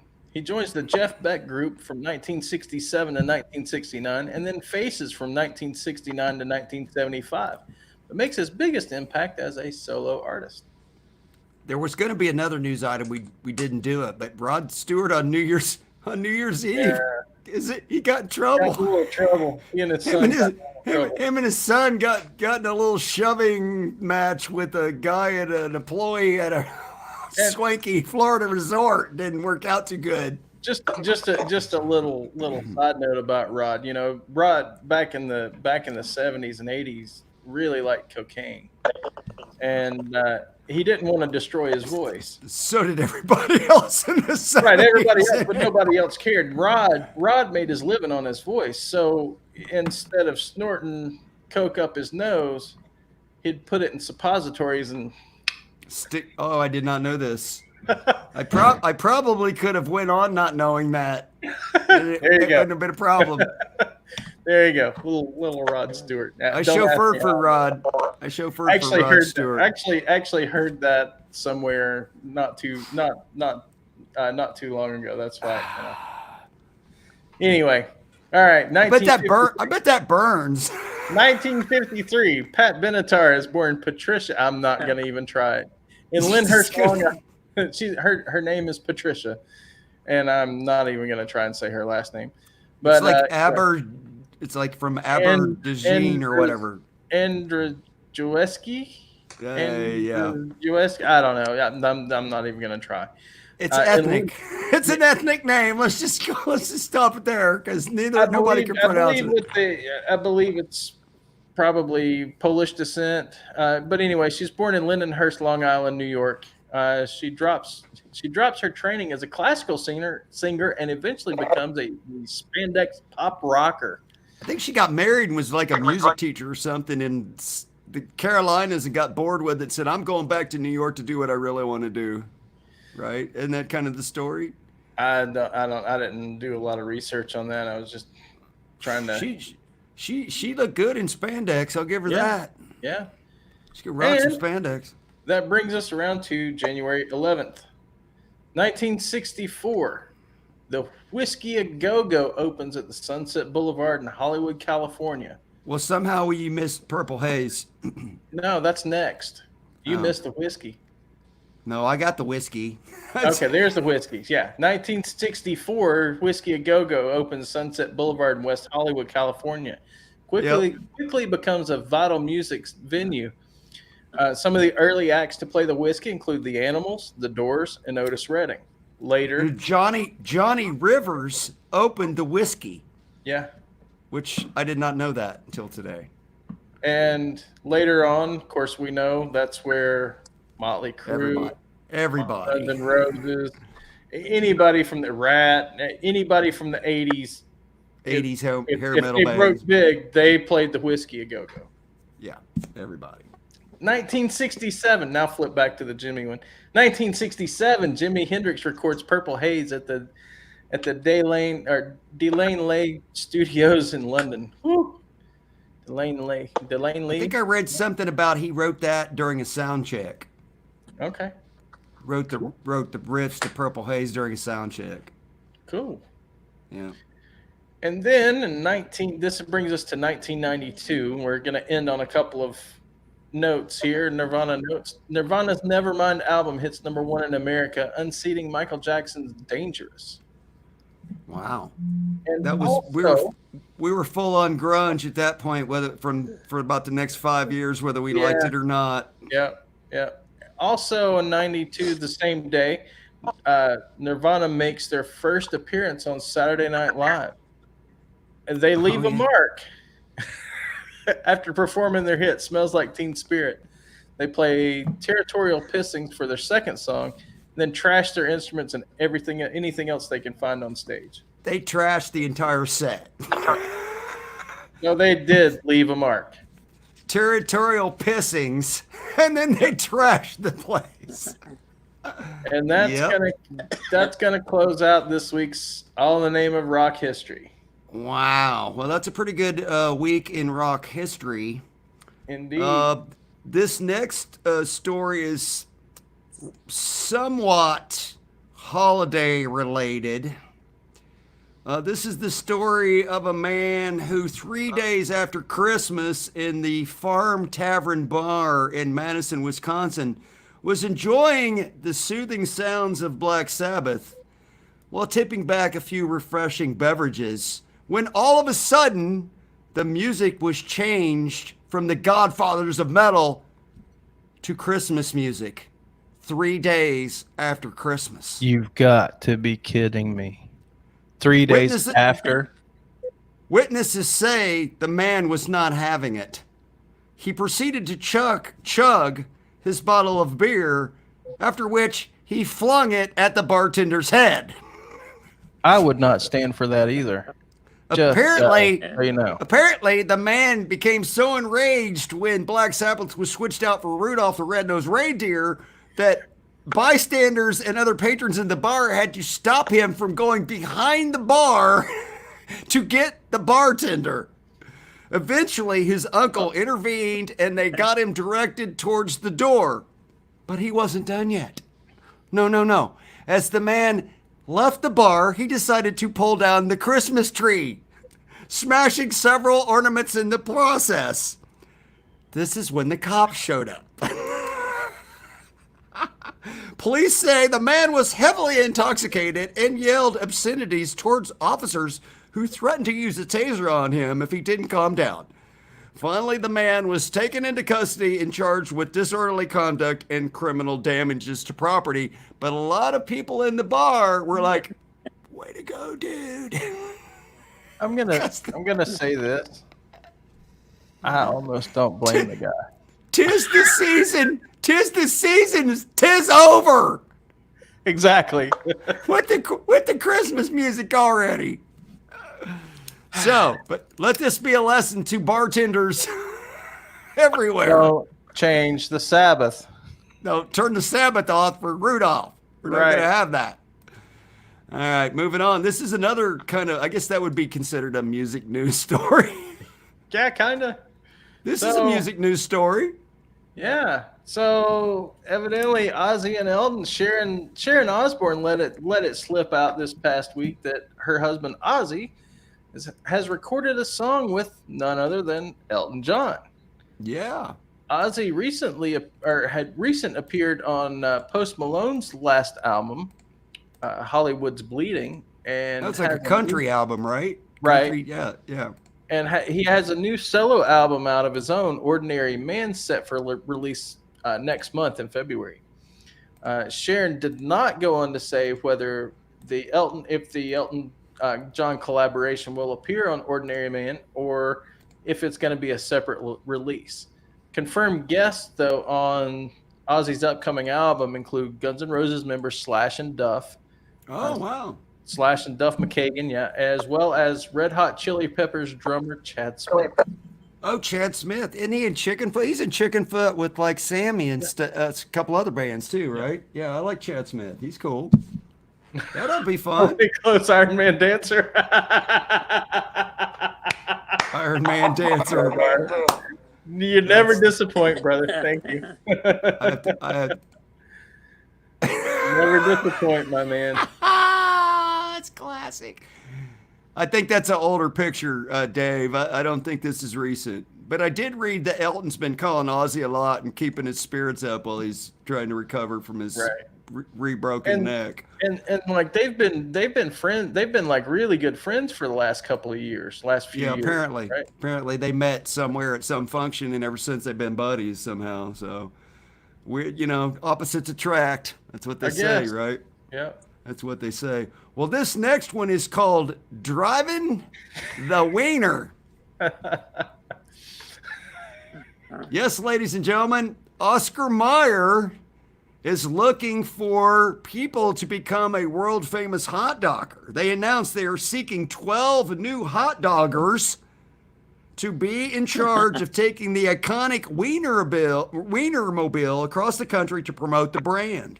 So if you're looking for a job, the Chicago-based company says on an online job posting that they are seeking hot doggers to travel the hot dog highways of America with the Wienermobile, which acts as a traveling public relations firm. The company is seeking college graduates with a BA or BS in fields of public relations, journalism, communications, advertising, or marketing, although degrees in other fields of study will be considered. It says interested candidates have until the end of January to submit their resumes and a cover letter to bring home the Oscar Mayer bacon. Crowbar? Yeah, I ain't touching that either. Not with a 10-foot pole. You need some hot dogs now. Right. It says all the dogs you can eat, I suspect. It says the 12-month job begins in June at Hot Dog High, a 2-week training session that includes picking a hot dogger name, learning the various hot dog puns, and mastering, and most important of all, mastering the parallel parking of the Wienermobile. It's got to learn how to park the damn thing, right? They say the Oscar Mayer job, Wienermobile driver, has a competitive salary, benefits, paid expenses, and an opportunity to travel the United States. Jimmy. What'd Jimmy say? That. Parts is parts. Parts is parts. Parts is parts. I thought it so was. Ladies, if you're looking for a job and you've got some qualifications, you too can drive the Wienermobile. There. I didn't say it. I typed it. You just typed it in? Did you type something into the chat? I'm not going to post that. I'm not. No. It's okay. See, there's this new thing on YouTube that just started called the Child Protection Act. And because of that, I cannot show your chat. That's fine. It's fine. But you show Jimmy's. It's okay. It's all good. Everybody else can read it. I just can't show it. But if you know what that reference is, do you know what that reference is? It's from some movie. I'm sure I've heard Which it before. movie? Come on, man. I don't know off the top of my head. I have Sling Blade, man. Sling Blade. There you go. Like it ain't got no gas in it.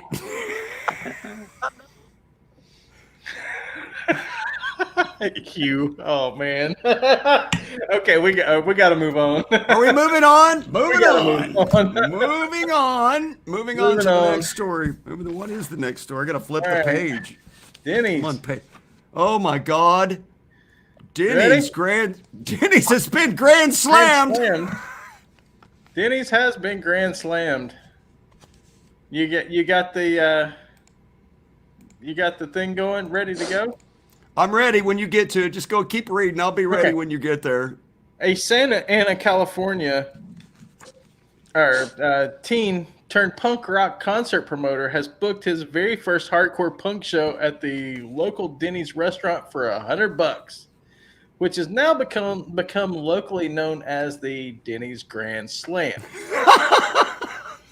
Unfortunately for the teen, after the show, the restaurant came after him for $1,800 in damages. Reported to be broken tables, chairs, and the chandelier hanging light thingies, you know. What did you think was going to happen, Denny's? Okay, I mean, so there is video.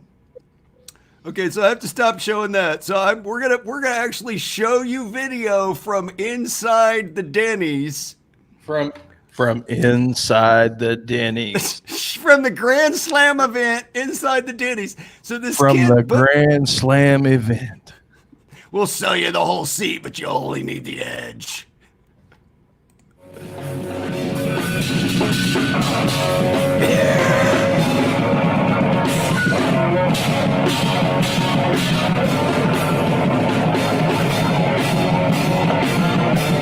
This kid's doing a number on that place.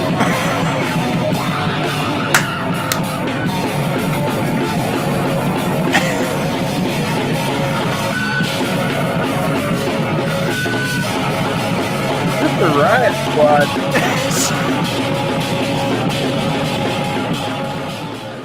So there was a little damage to the chandelier thingy. Oh man.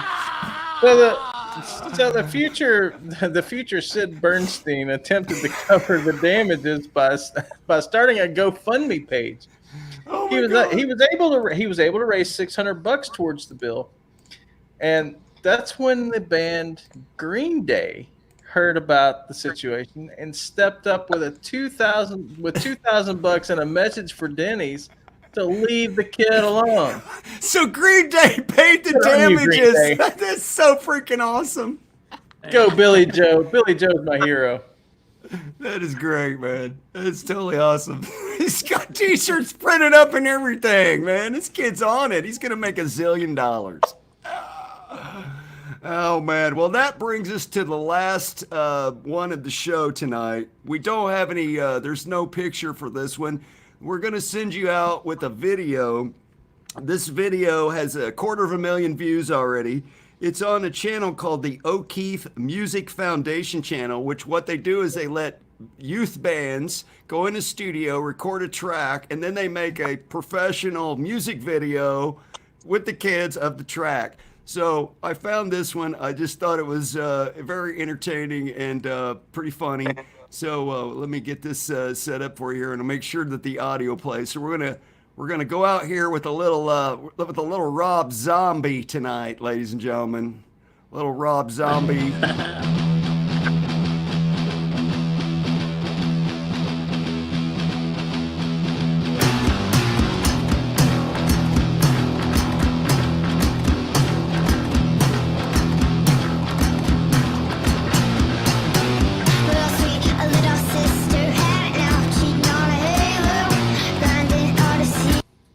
the way, I'm pretty sure the 3 older guys smoked a blunt before they recorded this.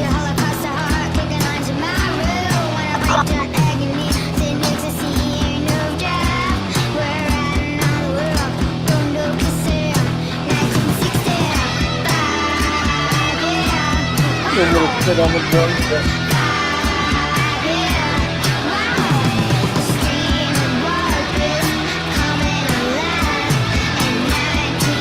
Hello Kitty drums, man, it's killing me.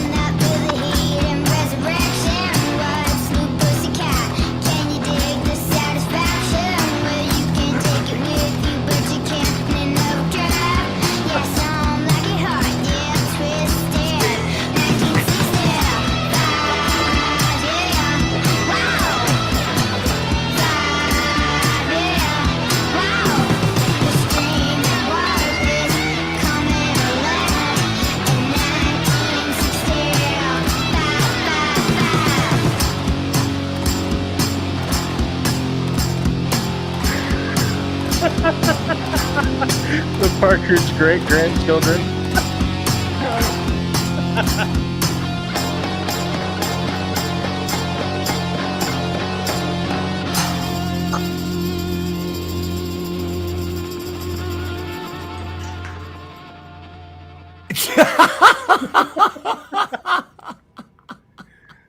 Oh man. Oh man, that just cracked me up. But they were pretty good. Hey, the dude thrashing on the freaking ghost, the Chapman ghost fret. The bass player's playing it behind his head. Yeah. Yeah. The Partridge great-grandchildren. I forgot to tell you their ages and their names. So on vocals was Taylor, age 8. Miles, age 7, was on the tambourine. We had Logan, age 9, on the kitty drums, right? And then the older boys, Jackson, 14, on the bass. Gabe was on the rhythm guitar. And Noah, age 15, on lead guitar. So rock and roll is not how dead. How old was the kid on rhythm? 15. The two guitar players were both 15. Okay. Yeah. And I suspect those are their little brothers and sisters. What do you think? They were. Yeah, maybe. So, gang, thanks for watching, everybody. Next week, it's Music Therapy Laz on the Live Wires. That should be a good, fun show. He's got a fun channel. 25 episodes. Next week is 6 months. Basically our almost 6th anniversary. 26, 52 weeks in a year. We're almost 26 months. Yeah. Yeah, can you believe that? Dwight, we know you had some technical difficulties tonight, but we sure do appreciate you coming on the show with us and showing us all your cool guitars and everything, and fighting through all the problems that you had getting lined out. Yeah. Thanks for coming on. We really enjoyed it, getting to see all your stuff and having you on the show, man. Yeah. Thanks, Brian and Dave. Appreciate it. Hey, y'all still see me? Yeah, we still see you fine, bro. We still see you. Okay, and great. like we said, all right, great. Yeah. next week. Yep, I can still hear you. Okay, like.